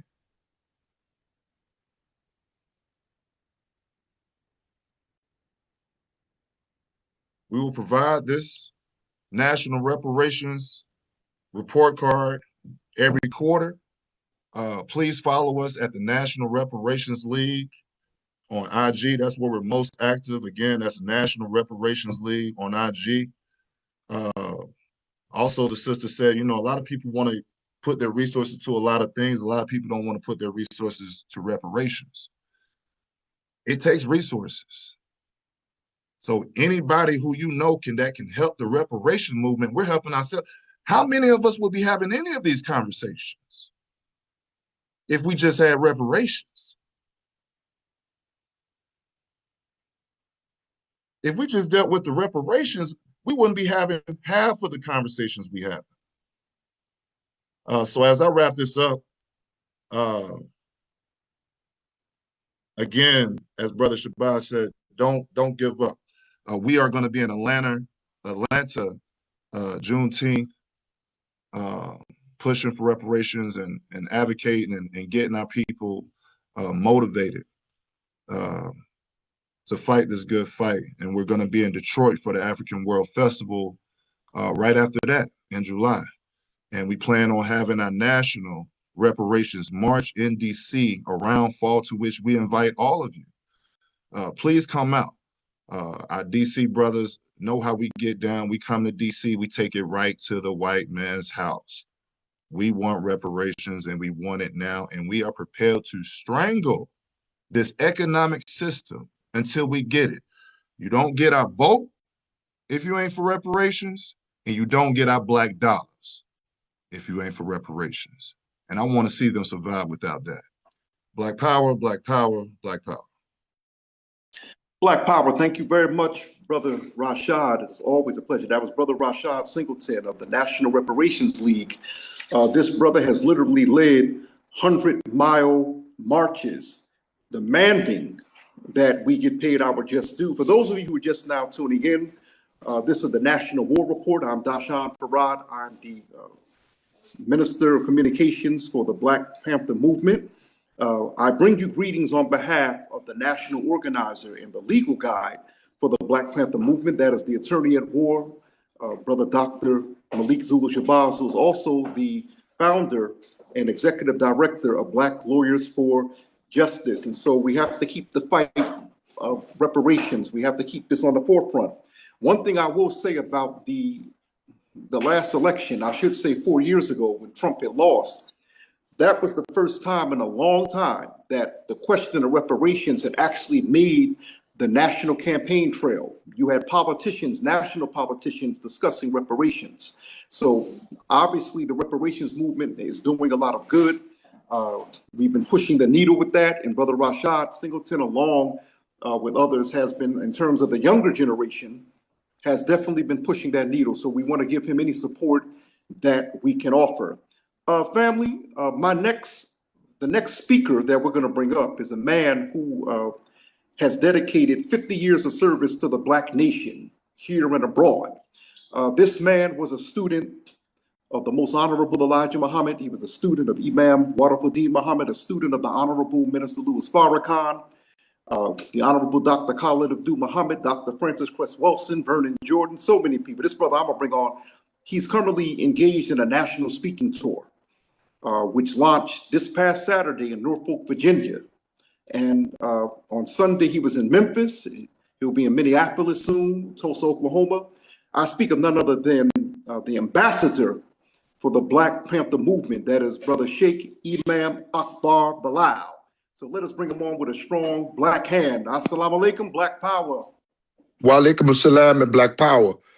We want to thank the Almighty Allah subhanahu wa ta'ala for the blessing to make this particular war and the update on the war report. We want to thank our doctor and attorney and our advisor, the Most Honorable Dr. Malik Zulu Shabazz. I want to thank John Barnett for his hard work as an activist, Brother Rashad for bringing the reparations movement on the front line, our beloved sister in the Lost Foundation of Islam, Sister Tahida, and all of those that have come before me. And we thank you for attending this war report. I thank Allah subhanahu wa ta'ala for the guidance, the blessing, and the mercy. We thank the Most Honorable Dr. Khalid Abdul Muhammad for bringing us to the state of freedom fighting in which we are now held. We even thank our enemies for just being present to show us the direction in which we should not go. Allah subhanahu wa ta'ala tells us about those who are distraction and those who are punishment in the fire and those who are fulfillment decoys from the mission of Black Revolution. For I am a Black revolutionary. I have no apologies. I'm uncompromising in being a Black revolutionary. And this is what we must understand comprehensively from the message of all of those who came before us. We greet you, dear beloved brothers and sisters, in the greeting words of peace, as is written in Al-Quran in the Arabic language of Assalamu alaikum, the peace that only the Almighty God can give be unto you and Black power. And I raise my black fist to say Black power in this hour. In the Black Panther Party movement is as strong as anything in the universe today, stronger than Red Devil Live, because the Red Devil is on the planet wreaking havoc, causing chaos, raising Cain. In other words, he's hell on wheels, hell on high water, and hell on earth. And this is what he has been absolutely made to mix mischief on earth. It is not a surprise to the righteous who know freedom fighting. And I ask all of my enemies to meet me on the front line, to greet me on the front line, beat me to the front line. We're not anywhere ashamed of what we have done as Black revolutionaries. We're not in any wise ashamed of the work of the Honorable Dr. Khalid Abdul Muhammad, because in my adult life and in my professional career, the only work I've ever done is some form of freedom fighting. Under the Most Honorable Elijah Muhammad, top soldier and minister, sold as many Muhammad Speaks newspapers as I possibly could, door to door, train to train, up and down the Dan Ryan, and then learned baking techniques for the Honorable Elijah Muhammad, how to feed the people, how to greet the people, how to take the money. And our beloved sister Harriet now shows we put it in our own bank, showed us how to put the money in our own bank. I couldn't ask for better nationhood training. A trainer under Muhammad Ali, which I call my minister, Muhammad Ali. And so I've been divinely prepared for the mission under Rap Brown, Imam Jamil Abdullah Alameen, then a student of the Most Honorable Minister Louis Farrakhan, a student under the Most Honorable Salis Muhammad, a student under the Honorable Doctor and Attorney Malik Zulu Shabazz at this hour, and I'm still a student of the Most Honorable Elijah Muhammad himself. And so much has been poured into me. I have been divinely prepared to go on this mission and this tour to end all forms of enslavement, psychological, physical, intellectual. Some are political slaves. So we have targeted some of the political slaves to freedom from political enslavement. That's my job. I want to see you do the job better and prove to me that you can free a slave that's been a slave to politics. Prove to me that you're not hanging by the testicles and drinking the Kool-Aid of Donald John Trump and what I call, some call him Joe Biden, I call him Ho Biden. That's right. Brother Rashad was on the front line with me. We say Ho Biden. They said to vote for Ho Biden or you wasn't black. Oh, my, the black folks. There was a wooden tooth congressman named James Clyburn went in and got the vote. He crossed both sides of the aisle seeking the vote. Got all the Negroes to vote for Joe Biden. And he left them hanging at the pump, hanging at the gas can, hanging around at diesel and gas pumps, as well as disappointed at the grocery counter. So we have so much zeal for this work. We don't mind checking the president. When Donald the Duck Trump said that your children are born criminals, are natural born criminals, I invited every activist I could.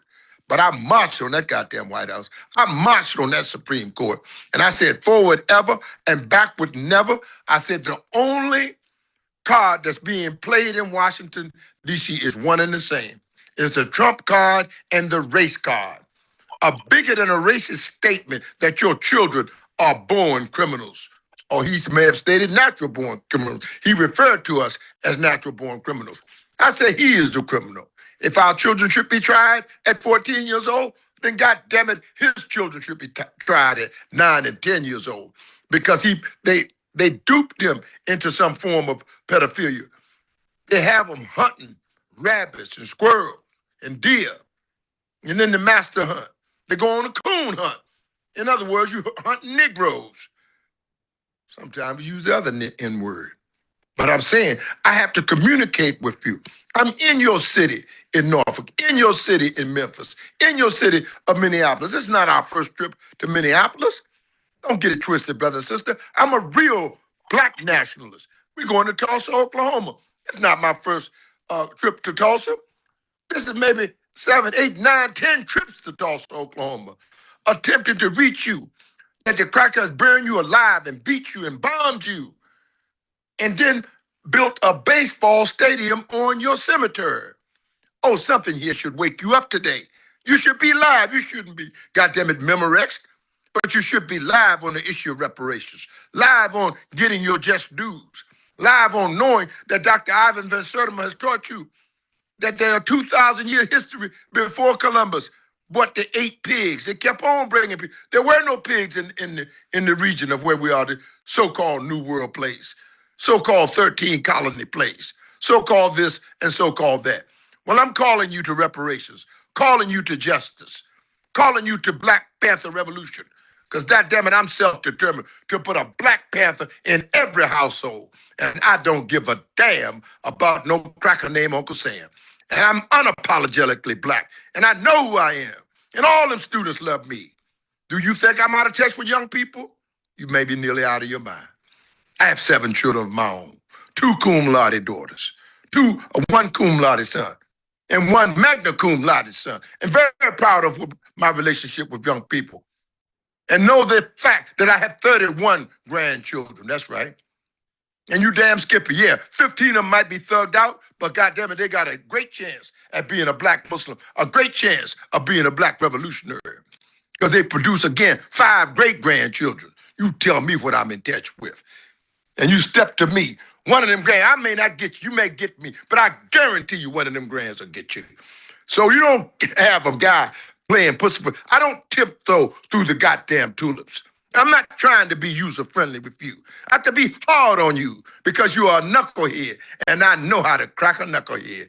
I'm a professional, and I'm not lying to you. We're out after you. And if the most honorable Elijah Muhammad was here, I'm telling you straight up, if the Prophet Muhammad, sallallahu alaihi wasallam, was here, he would go after you as I am going after you. And he would bring you to me so that I can clean you up and make you fit for black revolution. For I am a black revolutionary. Black power, I am a black revolutionary. Can anybody open their mics tonight? Get some activism in you. That's right. Dr. King said, why did kill the baby girl in the church? Because your black ass failed to activate. I had to check you tonight in the midst of a peculiar brand of iniquity. I have to wake you up. It ain't easy waking up a sleeping giant. I'm just telling you right now. I am a black revolutionary. Can anybody repeat that with me tonight? And from the inspiration of what I'm saying to you is what I'm going into these cities. Not my first time going into all of these cities over and over again, trying to get to you, bring you to the teaching of Honorable Dr. Khalid Abdul Muhammad, to bring you to the inspiration and to the justice teachings of the most honorable Dr. and Attorney Malik Zulu Shabazz. Do I look like, do I sound like I'm unapologetically black, or am I a black revolutionary? Say that with me. I am a black revolutionary. Can you open your mics? I am a black revolutionary. Say it. I am a black revolutionary. Come on. I am a black revolutionary. You better believe that. Shake, you kind of froze there. Brother Minsu, looks like the shake you froze. It's broadcast, so I Black Power. Black Power. Shake Ambassador, you still with us? Okay, it's like a frozen, okay, he froze, so I guess it's a connection issue. So what I'm gonna do is, family, first of all, give a strong black hand to Brother Sheikh Ambassador Sheikh Imam Akbar. As I said, those of you just now tuning in, this is the National War Report. Brother Imam Akbar, this past Saturday, had launched on behalf of Attorney Malik Zulu Shabazz a National Black Power Tour in Norfolk. And on Sunday, he was in Memphis, Tennessee, but he'll be stopping in Minneapolis, St. Louis, Chicago, Tulsa, Oklahoma, New York City. And so be on the lookout and definitely follow our page, Black Panther Movement. And we actually post up flyers of where he's going to be I speaking. don't know how to override that at all. Oh, Brother Imam? Oh, you Yeah, right. Okay. All right. I thought it was okay. Good enough. I'm sorry, brother. You froze, Brother Imam, like you did like a hook. You froze there, brother. Maybe we better line and sinker. But thank you for allowing me to share those few syllables with you tonight. But remember, I am a Black revolutionary, and you can be a Black revolutionary too. And my theme, my motto is we can do it. We're on the process to end white supremacy, sir. This is the mission, to end the white supremacy and know that we can do it. Assalamu alaikum and Black Power. Wa alaikum salam. Ambassador Sheikh Imam Akbar K. Bilal. Okay, next we're going to bring on our Brother Anthony Johnson with us. Anthony Johnson, how are you? This brother here from Las Vegas, 702. This brother right here, another warrior.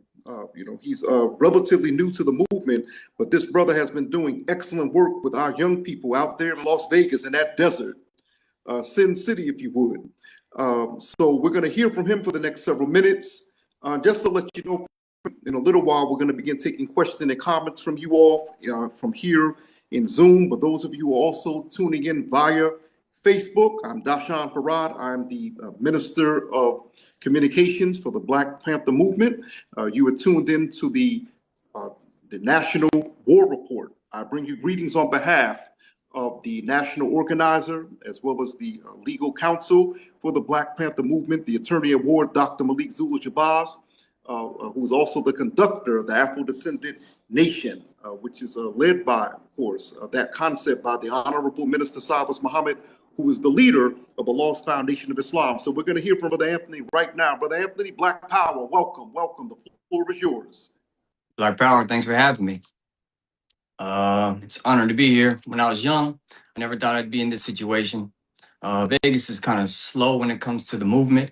There was a Panther formation out here back in the 70s, but it was dismantled. So relatively, everything that we're doing now has been from work that's been going on for like the last several years, between the last 5 to 10 years, from Panther organizations like the Black Riders, the New Black Panther Party, the Black Panther Movement, Black Panther Party Movement, and also the New Panther Vanguard.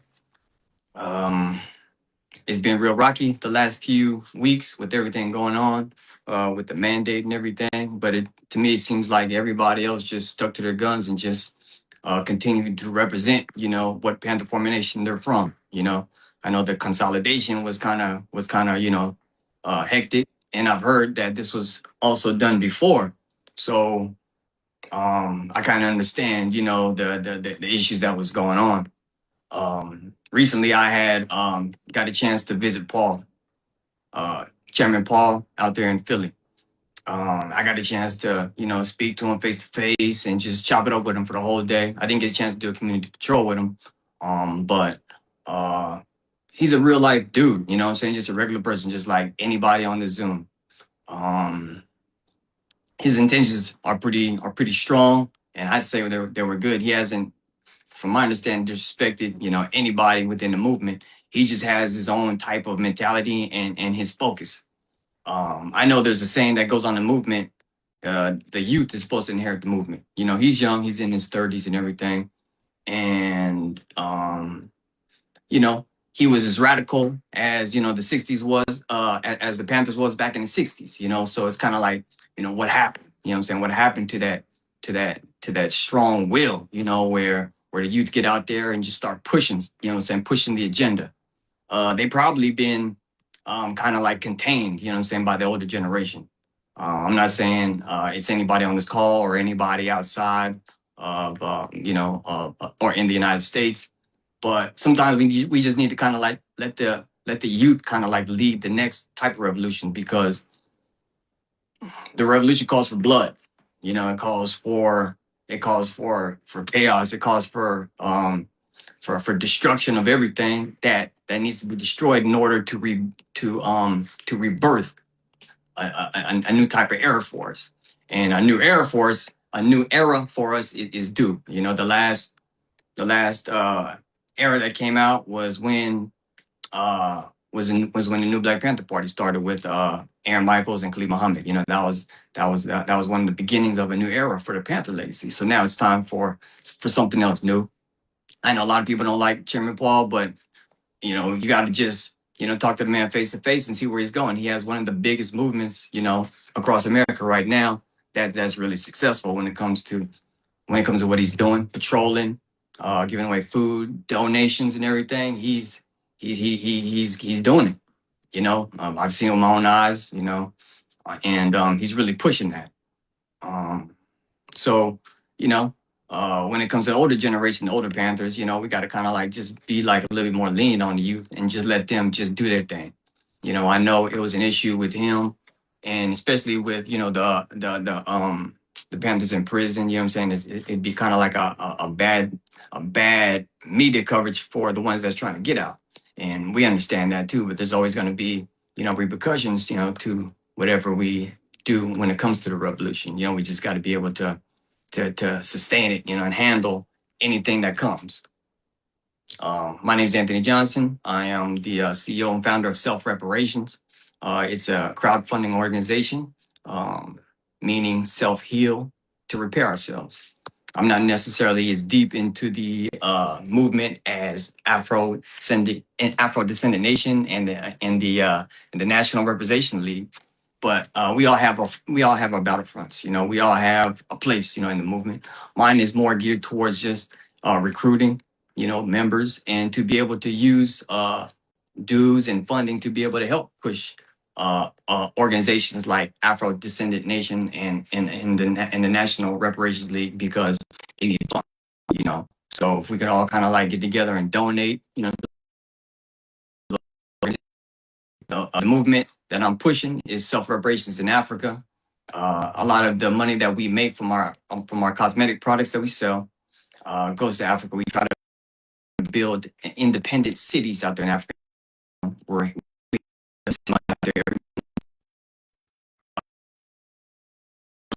selfreparations.org, and we have on Facebook, which is called Self Reparation. 1 million people program. That's a program that we try to get, like I said, people to register so that we can use money for lobbying towards these organizations that are pushing these reparation programs. Because, like they said earlier, money is definitely needed. This Saturday, me and my team, we're going to San Diego. The Brown Berets is an organization that's always been involved with the Panther Party, and we're going to support them. There's going to be other Panther formations out there as well. It's just going to be a big event. They hold it every year. Chicano Park, San Diego. If anybody's in the area, they're more than welcome to come through. We're coming through, you know, to represent. And the Brown Berets, they're just good people. They love having us around. They're really strong when it comes to their political education. They know everything we know because they know that they came from the Panthers, you know, and they don't deny that. I know there's a big issue with immigration going on, and the Brown Berets, they support their people, but they understand too that that blacks, you know what I'm saying, started the movements, you know, started the civil rights movement, you know what I'm saying? We headed that, and they're all for that. But a lot of Hispanics on the West Coast and down south, and Texas and all that, they don't understand that. So we kind of use the Brown Berets as a proxy, you know what I'm saying, to kind of let them talk to their own people so that they can get a better understanding of the black struggle. With all the reparation programs working with each other, it's not necessarily recycling. It's not necessarily recycling the wheel, but it's just fighting together. Like I said, on all a different battlefront. Like I said earlier, it's an honor to be here. You know, like I said, when I was a kid, I never expected myself to have like a leader position, you know, in the movement. I'm the chief of staff of the Huey P. Newton Gun Club under Babu. We train, we go to the range, we teach the youth and the community, you know, how to protect themselves when it comes to gun safety and weapons training. You'd be surprised how many people say that they can't. You know, if they say they can, they can.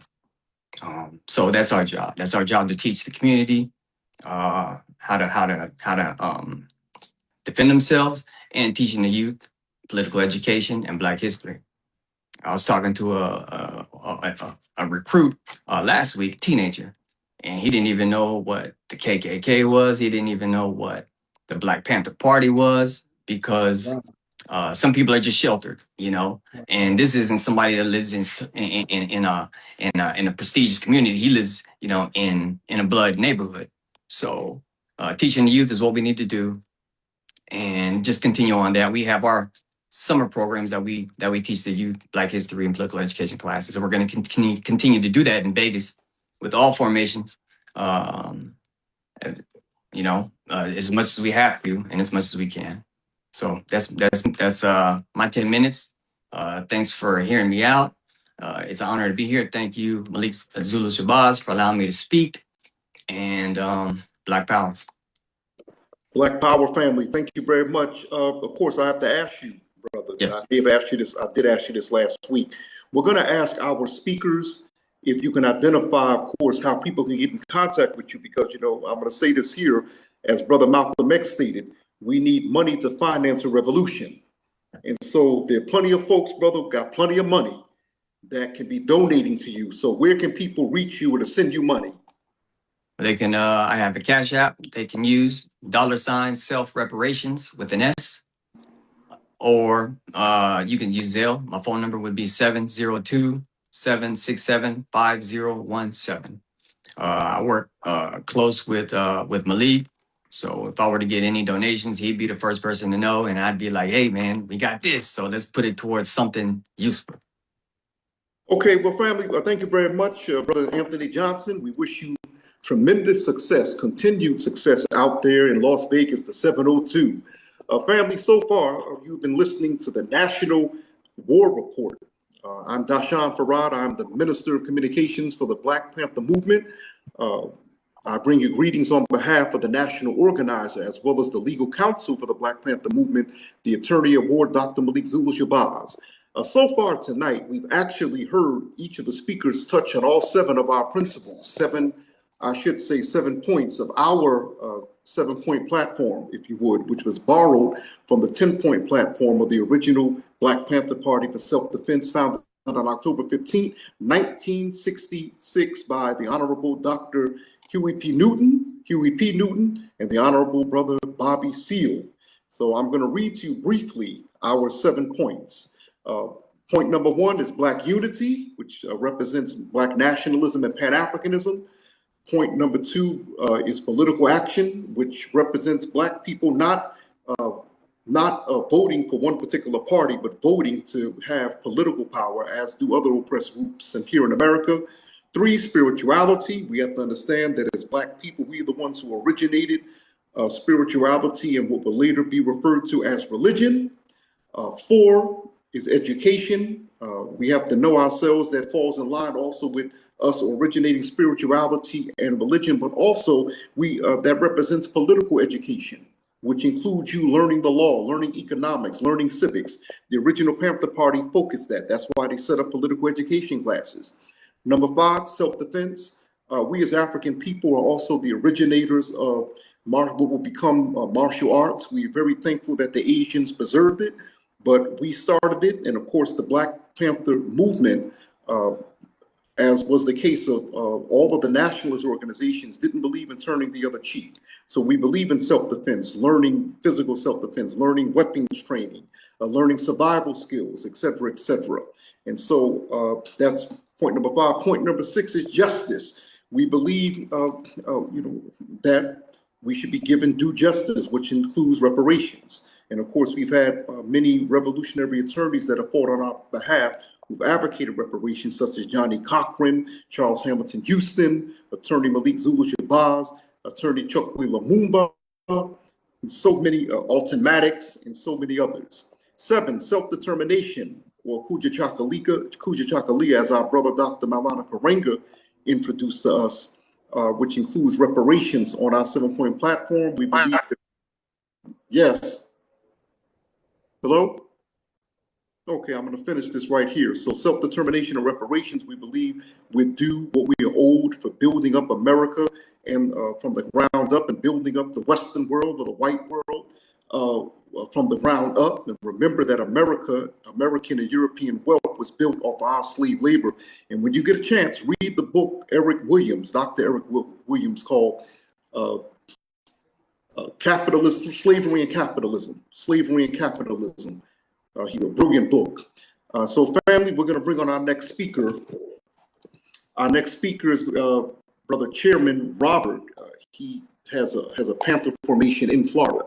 This is another brother, another warrior who has been on the battlefield on behalf of the Black nation. He's fought for freedom, justice, and equality. So we're going to bring him on, and then afterwards, we're going to take questions and comments from our viewers, those who are watching us via Zoom or Facebook. So, Brother Robert, Brother Chairman Robert, are you with us?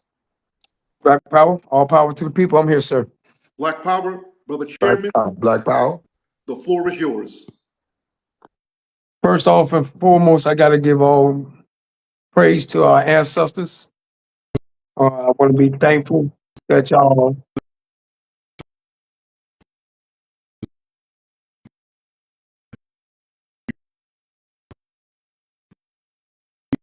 Copy that, copy that.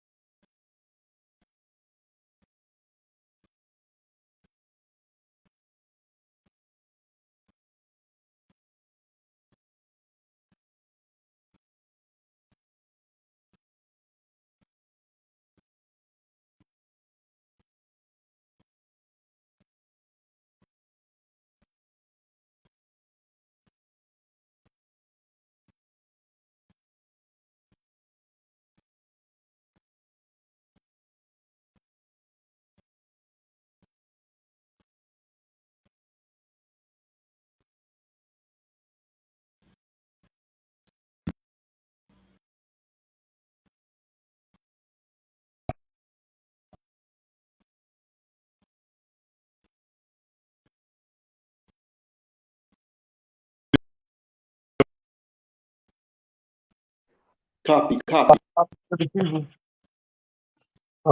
As I was saying, I would like to give all praise and glory to our ancestors. I would like to thank Malik Shabazz for contacting me and bringing me a part of his conversation and the family abroad. I started out as a Panther, a new Black Panther up under Hashim Nasinga. If I'm not mistaken, Imam Akbar was there here in Tampa, Florida. I've researched and studied a lot of y'all that's on here, and I'm very thankful for the work and intelligence and knowledge that y'all have and that y'all do expound to the other brothers and sisters. I have to concur with Mr. Anthony.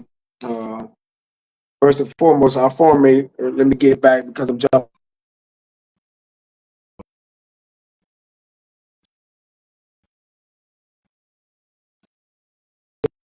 Black crimes. We focus on educating our people. We focus on teaching our people self-defense. We teach on aid and assisting. We focus on the things that needs to be done with inside the community. We are the voice. We are the vanguard. We do not bend, budge, or break. We say less and we do more. We don't have time to converse. We want resolution, solution, and the answer. So I have to agree with Mr. Anthony. 1960, 1970, 1980, 1990, 2000, all the way up into 2020 is no longer the same. The Panthers, we need to evolve. We need to start educating our youth, getting behind our youth, because this is our future. Our youth don't even know who Panthers is. They don't know who their true enemy is. This is why we have the poverty on poverty crimes. That is a high rate. And before long, I don't think that we're going to have enough soldiers to fight any fights if we don't reach out and touch our youth. We need to come together. We have a program here called From YNs to YMs, from young niggas to young men. We have to get inside of our youth heads. We have to do something to free them from their slavery, mental slavery. The Willie Lynch syndrome. In the 70s, they dropped cocaine off in our communities. It was 60s. Dropped the cocaine off and guns and all that in our communities and said, let's just let them do it. And this is what's going on.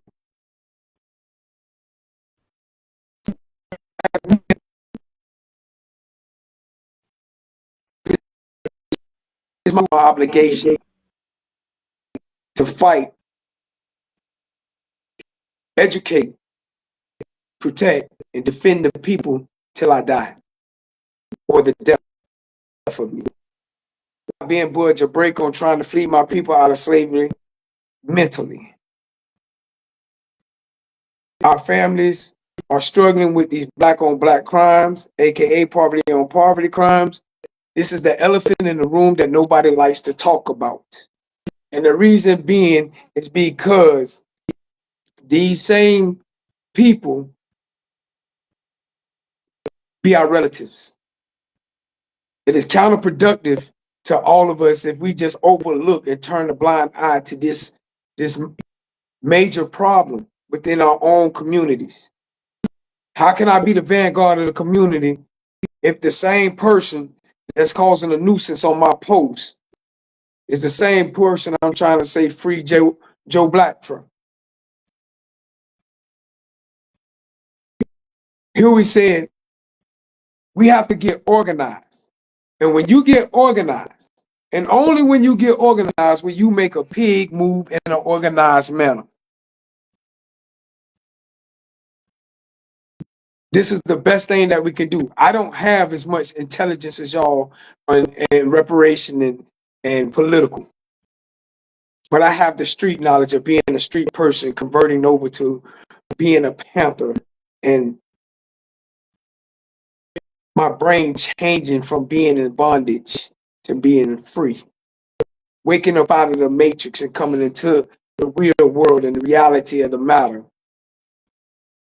I ask that the people, my fellow brothers in the Pantherhood, let's reach our youth and save our youth. This is what our mission is. This is what our goal is here in Tampa, Florida. The black on black crime rate, the poverty on poverty crime rate, and violence amongst ourselves is at an all-time high. And I don't have all the answers. This is why I'm so willing to join alliance with all Panther formations. And if people want to be truthful about it, all Panther formations need to unite. We need to unify. This is why I push unity in the community here in Tampa, Florida. We need to push this, y'all, because the Panthers are the voice of the people. We are the voice of the people.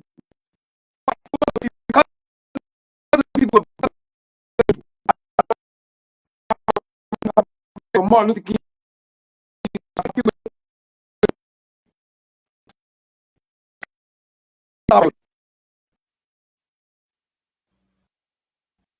We got to stop them from going in that burning building by any means necessary. Yeah, we got the coons, we got the provocateurs, we got the agents. Harriet Tubman had them too. She still fought the fight. You know what I mean? So we have to figure out a strong plan to save our youth. I appreciate all the knowledge that I soaked up just on this small amount of time that I was on this conference call with y'all, this war report. I learned so much. And I keep hearing the one word amongst everybody. Unify. Unity. Come together.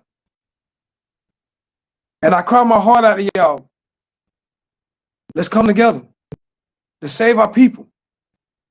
I don't know it all, but I want to learn it all so that I can be effective, a good leader.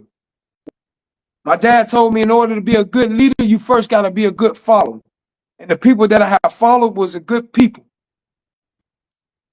And they taught me a lot. And now I stand here trying to be a good leader, and I've met a bunch of good people on this call tonight. I'm listening to y'all very effectively. I really am, because I'm searching for the answer how to save our people. That's my mission. How can we save the people? That's what I'm trying to do. All power to the people. Thank y'all for sharing. Let me join the conference. All power to the people. All power to the people. Black Power, we're going to give our brother Chairman Robert out of Florida a strong black hand. And we know that our brother Robert Sherman is doing excellent work down there in Florida, dear brother. We really appreciate that. And we have to keep in mind, many people may not be aware of this, surprisingly or not so surprisingly, but Florida itself has a very interesting black revolutionary history that goes all the way back to the Seminoles. And we need to study the history of the Seminoles as well as the work of the original party that was in Florida. A lot of people don't know that. You actually had, I believe at least, I could be wrong, at least 2 chapters of the original Panther Party that were in Florida. But black activism, black revolutionary activism has roots going back before the founding of the country. I'm talking about as far back as the 1500s. You got to research those Seminole Wars to know exactly what I'm talking about. So, family, right now we're gonna go to the questions. Brother Mentu, if you would, if you can read some of the questions that are coming out of Zoom and Facebook that have been addressed to our wonderful speakers who did a phenomenal job laying out. You gave us an excellent report. You know, as Attorney Shabazz said, this is the National War Report. This is the first of many. And we heard from one of you giving an excellent report on what you were doing in your cities and in your regions. So we're going to get to the questions right now and comments.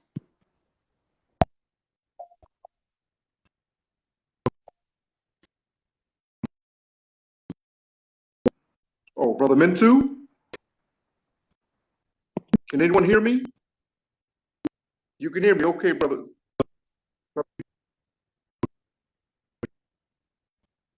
You know what, brother? I just realized something, family. My simple self. I can read to you Zoom. So what I'm going to do is we're going to go to, I'm going to go to this. What I'm going to do, Mentu. I'm going to read. We'll go back and forth. We'll go Zoom, Facebook, Zoom, Facebook. Okay, I'll read Zoom questions. You read the Facebook ones. Is that good? Okay, so we're going to go to Zoom.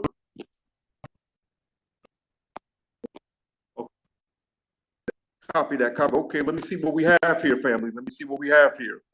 And of course, we have Brother Rashad. He listed all the cities he was talking about that have implemented reparations programs. So Ashley, Boston, Detroit, Amherst, San Francisco, LA, Oakland, Sacramento, St. Paul, Minnesota. Make sure you follow Brother Rashad on Instagram and follow him online. So I'm pulling up questions now and comments. Okay, somebody posted something taking place in Harlem. Please support Mr. Frampton from the ACES, this 2-day event this weekend. Harlem is uniting as a community alliance for change, real life stories, award ceremonies. I'm trying to figure out where this is taking place at in Harlem. Okay, Saturday the 25th. This is the Harlem United at the Harlem Community Center, Reverend Leon Kelly and Mr. Ludwig Alpers. That's going to be, I'm looking for a time. Oh, Saturday, April 25th, 1 to 6 p.m. Then Sunday, 1 p.m. to 5 p.m. And that's going to be at the Harlem Community Center at East 125th Street, East Harlem, Harlem Community Center.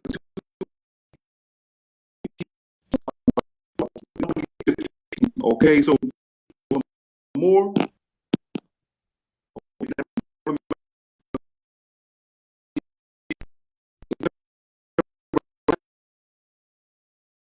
Who served in the rescue. I'm pulling up question 5th. Was the 3/5 clause removal day in New York City recorded verbally at City Hall as per former Councilman Andy King's initiative? Okay.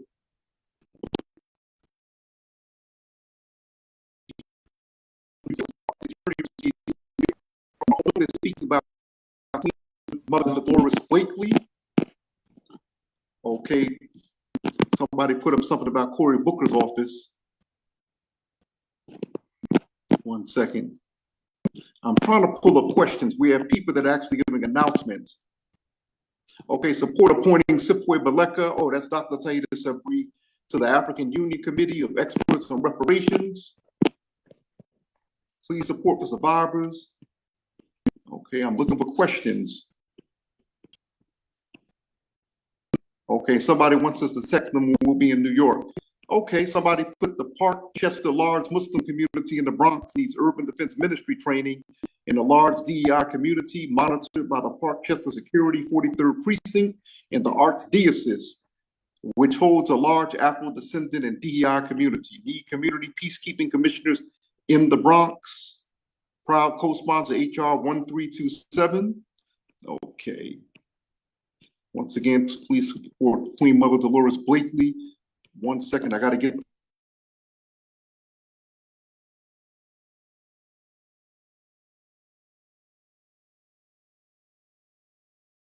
So hold 1 second, family. I'm getting to these texts. I'm gonna remind you just of the Black Power and in the White Supremacy National Organizing Tour. Once again, National Ambassador Sheikh Imam Akbar will be speaking in Minneapolis, Minnesota. That's this Saturday at 1 p.m. He will be speaking by the George Floyd Memorial at 310 East 38th Street. Once again, that's by the George Floyd Memorial this Saturday at 1 p.m. 310 East 38th Street in Minneapolis. Please text for information 240-309-7956. Yes, sir. Copy that.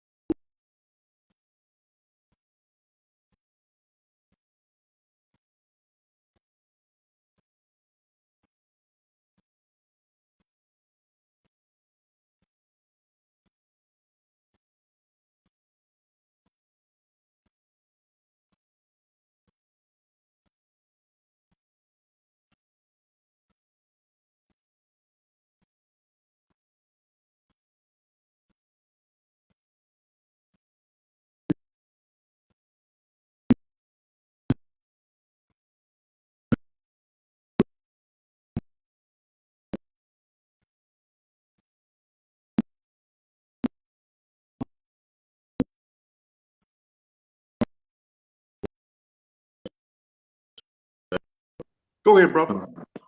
Is sparked from brother. Okay, great. I want to get Brother John, real quick. What were you saying? Yeah, I just had a question and a suggestion, strong suggestion.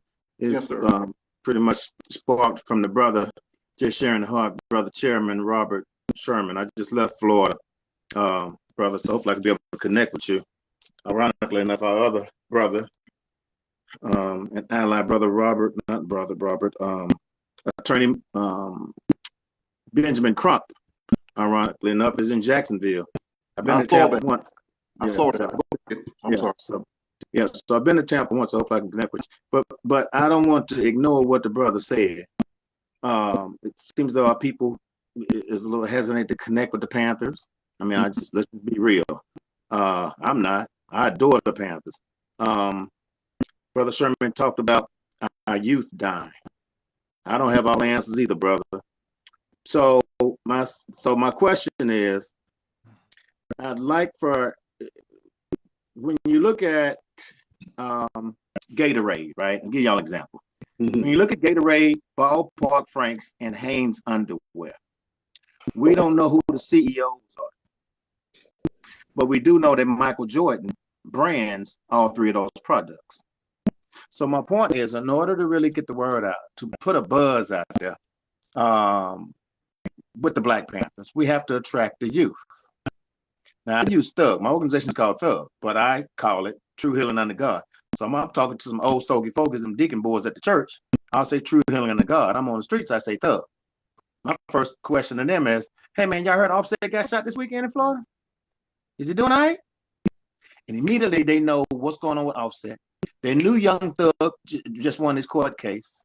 And it flows off of their minds. Well, it ain't flowing off their mind, and they don't know where Malcolm X got shot in that Autoball ballroom. They don't know he got shot at 6:08 p.m. in Memphis, Tennessee. And they surely don't know about the Black Panthers. So in saying that, with the context that Brother Malik has in my last 2 minutes, I think that we need to not only have Brother Akbar going to different cities, I'm going to different cities, Brother Sherman down there. We need to connect with some rappers, positive rappers. Mm-hmm. And I believe that if you say T.I.'s booking agent is going to be in Tampa, the youth coming. If Lil Wayne told, see the influence today, and I won't get no sermon because I don't preach. If the youth today are not listening to Dr. King, but my daddy did, that means today, from a ministerial standpoint, that would be T.D. Jakes. The youth ain't listening to T.D. Jakes. They listening to Lil Wayne and Young Thug. So if Lil Wayne tell kids tomorrow to wear green bow ties, you gonna have 1 million kids wearing green bow ties. So in saying that, I see you, Brother Sherman. I'm trying to slide in on you because I'm not gonna let your comments go unheard, brother. You spoke from your heart, and that's what I appreciate. So, Brother Farrar, listen to me. In closing, I need Brother Malik Shabazz. I seen him sitting beside Erykah Badu on his Facebook page. I seen him with Public Enemy. I seen him with. We got old school rappers, right? Yes, sir. I need for him to contact at least 5 rappers. My favorite number is 3. My brother was shot 3 times in my back, Brother Robert. I wrote my brother's killer in prison. At the Million Man March, they told us to write one brother in prison. I started writing my brother's killer in prison. Ironically enough, I went up there sipping on some scissor, but I was just excited because it was 1 million black men there. But I came back home with a changed mindset. Minister Farrakhan said, come home and write one brother in prison. I came home and wrote my brother's killer in prison, who shot my brother in the back 3 times over a pair of tennis shoes. I'm listening to Tupac on the way to D.C. And I said, I'm going to call my organization Thug. But I wanted something positive stand for something negative stand for something positive. So I came up with True Healing Under God. So hip hop took off. Now we in 15 states, brother. So, Brother Farad, I think it's imperative that we make it eye-catching. You know what I'm saying? Because Gatorade, we don't know who the CEO is, but we know they pay Jordan millions of dollars to drink that Gatorade and say, "I want to be like Mike." They had him wearing the Hanes underwear, saying they want to be like Mike, and they had him eating in Ballpark Franks. I think. Look at Bill Cosby. He was pushing Jello pudding pops. Jello pudding pops. He don't care if we ate it or not. He got money for it. That's so right. We need a spokesman, and we got some great spokesmen. We got the Brother Akbar. We got Brother Kevin online. We got Brother Rob. But we need a spokesman to launch us out and let people know, oh, that's the Black Panthers. So we need to join forces with something that's going to capture the young people. Because the brother said black men are dying, y'all. Every 4 to 5 minutes, a black youth is being shot by gunfire in this country. When Dr. King was alive, there was 310,000 black men in prison. Today, there's 1.3 million. We done ran out of ankle monitors in Charlotte, y'all. We ain't got no ankle monitors. We out. So in saying that, my closing request is I need Brother Malik to contact the rappers. I don't care who he is. He's got a lawsuit pending for people using Brother Khalid Muhammad's words in their rap music. Yeah. So Brother John, we're gonna have to kind of like go ahead. Because I have another So my request is get Brother Malik to get us connected to some of the rappers, brother, to get the word out about the Black Panther movement. Yes, sir, brother. We're gonna put that in his ear, but I have to read one more announcement. Okay. Black Power, Yes, sir. Black Power. There's always Can I give you can I give a point of clarity before or after your announcement? Afterwards, brother, ma'am, I got to Go get right to ahead. this, brother. I have a Afterwards, point of clarity. Go ahead. because yeah, this is happening. Of course, actually, this is right in line with your speaking for.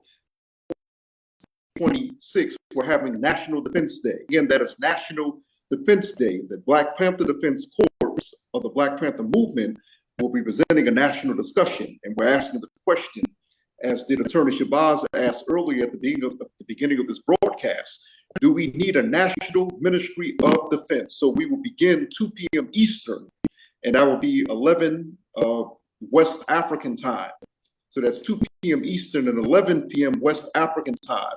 And on this National Defense panel will be Brother Kwasi Asante, who's a national firearms trainer. Brother Anthony Johnson, self-reparations Panther activist. Wow, I saw a lot of helicopters tonight. Hold on, family, as this passes over. Brother Will, the range therapist, and Brother Chairman Robert Sherman of Florida, Brother King Truth, and others. But there'll be a whole program, and we're going to be going over dry fire class checklists, firearm and gear, camera and tech, safe dry fire direction. We're going to be going over technology. So that, hello? I didn't know they got no fires. Okay, bro, can y'all mute when somebody's making an announcement? Yeah, mute your phone, Yeah, thank you. So anyway, yes, sir. So, okay, so Brother Imam, please, what did you have to say? Yes, sir. On Saturday, we're going to be on, and that's the 25th, Saturday, April the 25th. We will be in Minneapolis, Minnesota. Not to be confused with St. Paul or Rochester, but Minneapolis, Minnesota, at 310 East 38th Street. That's for the inside conference. We will also rally at the George Floyd Memorial. I want to make that clear. You know, I'm more of a street rally kind of guy, but I'll go inside for some conversation from time to time. But that's definitely 310 again, 310 East 38th Street in Minneapolis, Minnesota. And we are asking everyone to just be there, be square, to let your revolutionaries know.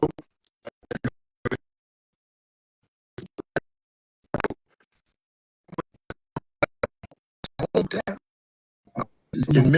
in Memphis for all of my comrades that are ready to organize and ready to move with the Panther, in step, in sync with the Honorable Field General. He's a field general and a freedom fighter, Dr. Attorney Malik Zulu Shabazz, in the spirit of the Honorable Dr. Khalid Abdul Muhammad.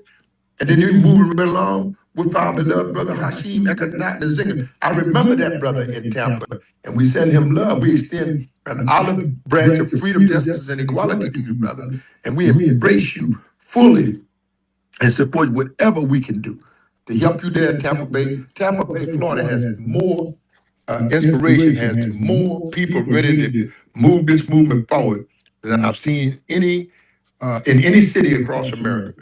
And they're ready to go. They got Ray Charles in there. They got everything going on in Tampa Bay. The memorial for Ray Charles is in Columbus, but they got it going on over there, Ray Charles Street, Ray Charles Memorial. A lot of black activism, loose energy. And the Black Panther's going to help you organize that energy. As you know, this man is awesome. You listen to him, but the thing I noticed, I recognize, trying to figure out who he was. But one thing I noticed about that brother, I said, that brother's listening attentively. I could see it in the back camera. He's listening attentively because he got plenty of young comrades.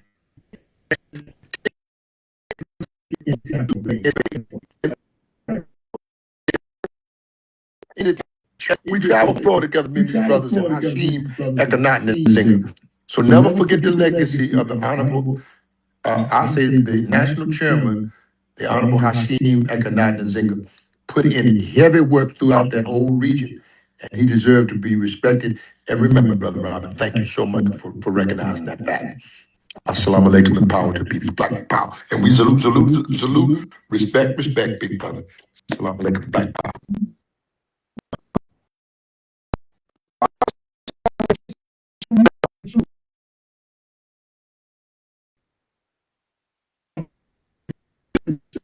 Oh, yes, sir. Robert, yes, sir. A rally up down here in town. Brother, all you got to do is call the venue and we will be there. In fact, we're looking to put boots on the ground in Florida. And so contact, brother, do you have interchange contact information with brother Doshan Farad, our National Minister of Information? Get him, make sure his information is tight with you. And we'll get the Panthers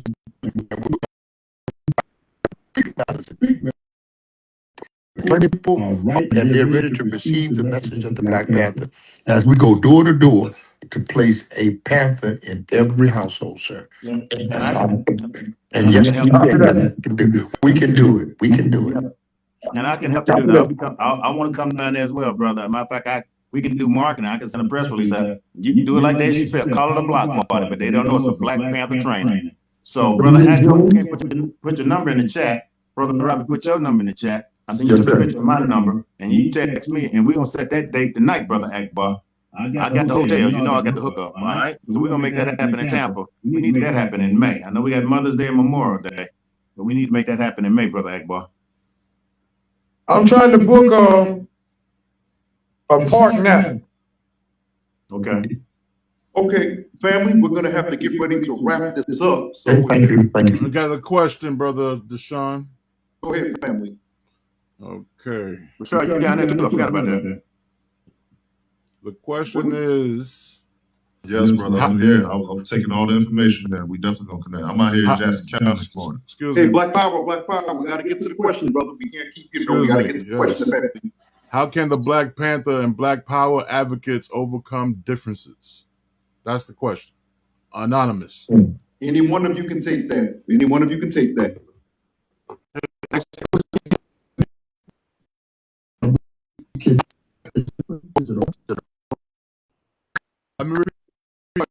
We have more in common than differences. Let's organize on the things that we have in common, sir. And then come out and go with the intention of leaving with a voice of collective solidarity, with unity in mind going in, and with unity confirmed leaving out. You have to have some intention. Make a NIA. That's what's wrong with most of the organizations. They don't make a NIA state their intention and go in with self-determination to fulfill those intentions of unity and a voice of collective solidarity on the major issues that concern us. And you'll find the differences are so minor, you forgot you even had a difference. Black Power. Peace. Can I respond to that? Peace. I really feel how we come.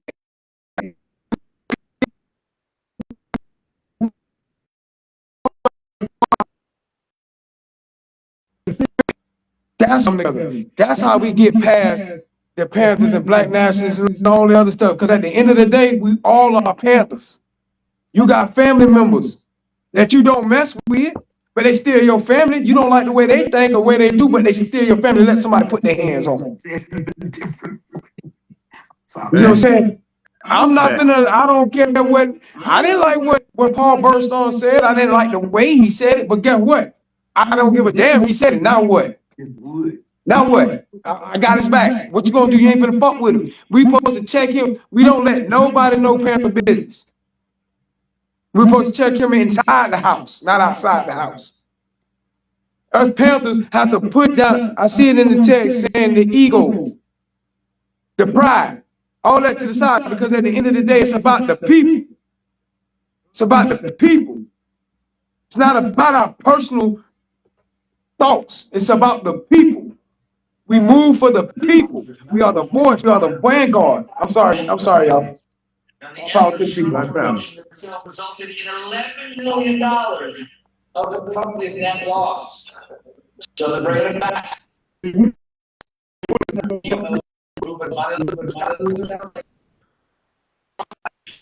but they're all Yourselves, family. When somebody is speaking, please mute yourself. Make sure you're on mute.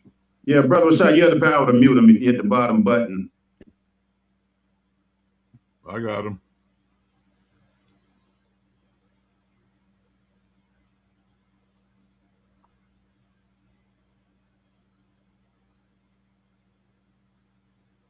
Deshaun, you there?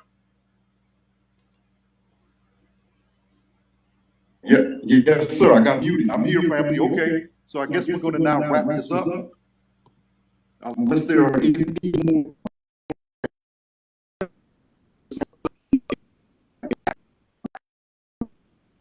7 p.m.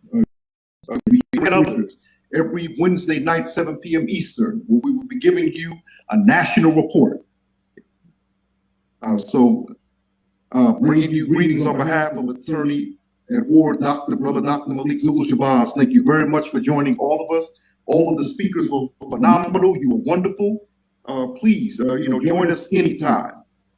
And we'll be seeing you in the same black time. National black laws for all black people. I'm out. We're out. To the people. Black power. Black power. Black power. Black power. Okay, let me Lynn too. Yes, sir. Can you hear me? Show the whole Zoom panel for a minute. It is showing. Okay, let me see how I can see it. Okay, everybody can see everything. Okay. The way we're gonna conclude, this is Attorney Shabazz. This is a great evening. First of all, I want to thank everybody for participating and for all of these great organizers for giving us your reports and your teachings. This is very valuable. What I would like us to do is to spread this message. This message spread everywhere and share this video everywhere.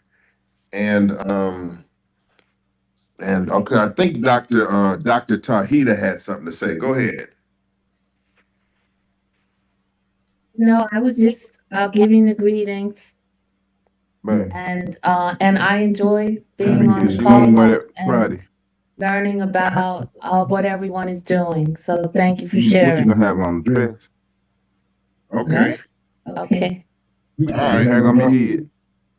All right, I think we're getting ready to close out. I think it's safe to say that certainly we all are on board and want to be on board with the reparations movement and behind the spearhead that has been established by the Afro-descendant You off nation. tomorrow? That's right. Okay, Mintu, we need to mute everybody but me, and then we getting That's ready. right. Come Come on, on. I'm gonna close this out now. Okay. So what we're saying here, like, as we close out, we've heard about Sheikh Imam Akbar Saturday at the George Floyd Memorial at 1 o'clock. If you're in Minneapolis or going to be there, come by the George Floyd Memorial at 1 o'clock, and that's where he gets started, and that's where this movement will be building in Minnesota. And that's point one. And then number two, we want to get behind all efforts of the Afro-descendant reparation. That website at afrodescendant.org, or as Brother Rashad said, on Instagram at the National Reparations League. Okay. That's 2 points. Chairman Robert, great presentation. John Barnett, you should post your schedule in the chat if you can. John Barnett, who has a very ambitious schedule, and that's all I'm going to say in this hour. We're going to go over all of the hundreds of requests to join this movement, and we're going to. Not only are we going to answer them, we're going to get you in the best place we can where you belong. Okay, and everybody belongs somewhere. Right now, everybody just promote. Everybody's in the Department of Communications and Promotions. Unless everything that we put on our website, everybody, let's push the hell out of it and beat the hell out of it all over this internet and text everybody. And everybody on here, Florida Panther site, John Barnett's site, Afro-Descendant Nation site. Let's go to everybody else's site, National Reparation League site, Brother Anthony Johnson's site. Let's go to everybody else's information and let's in unity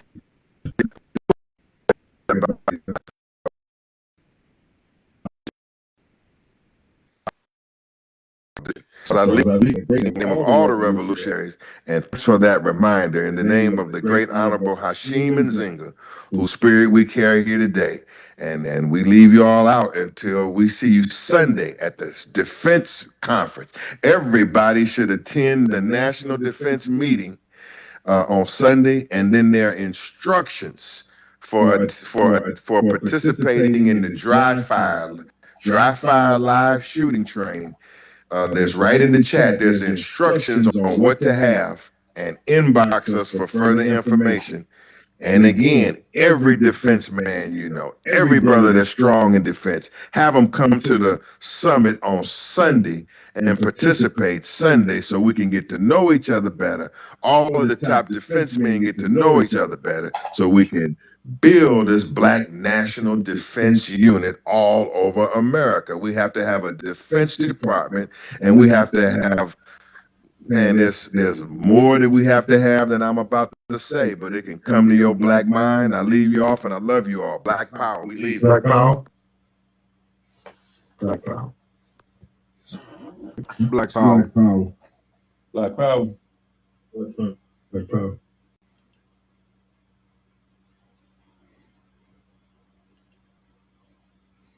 Mhm.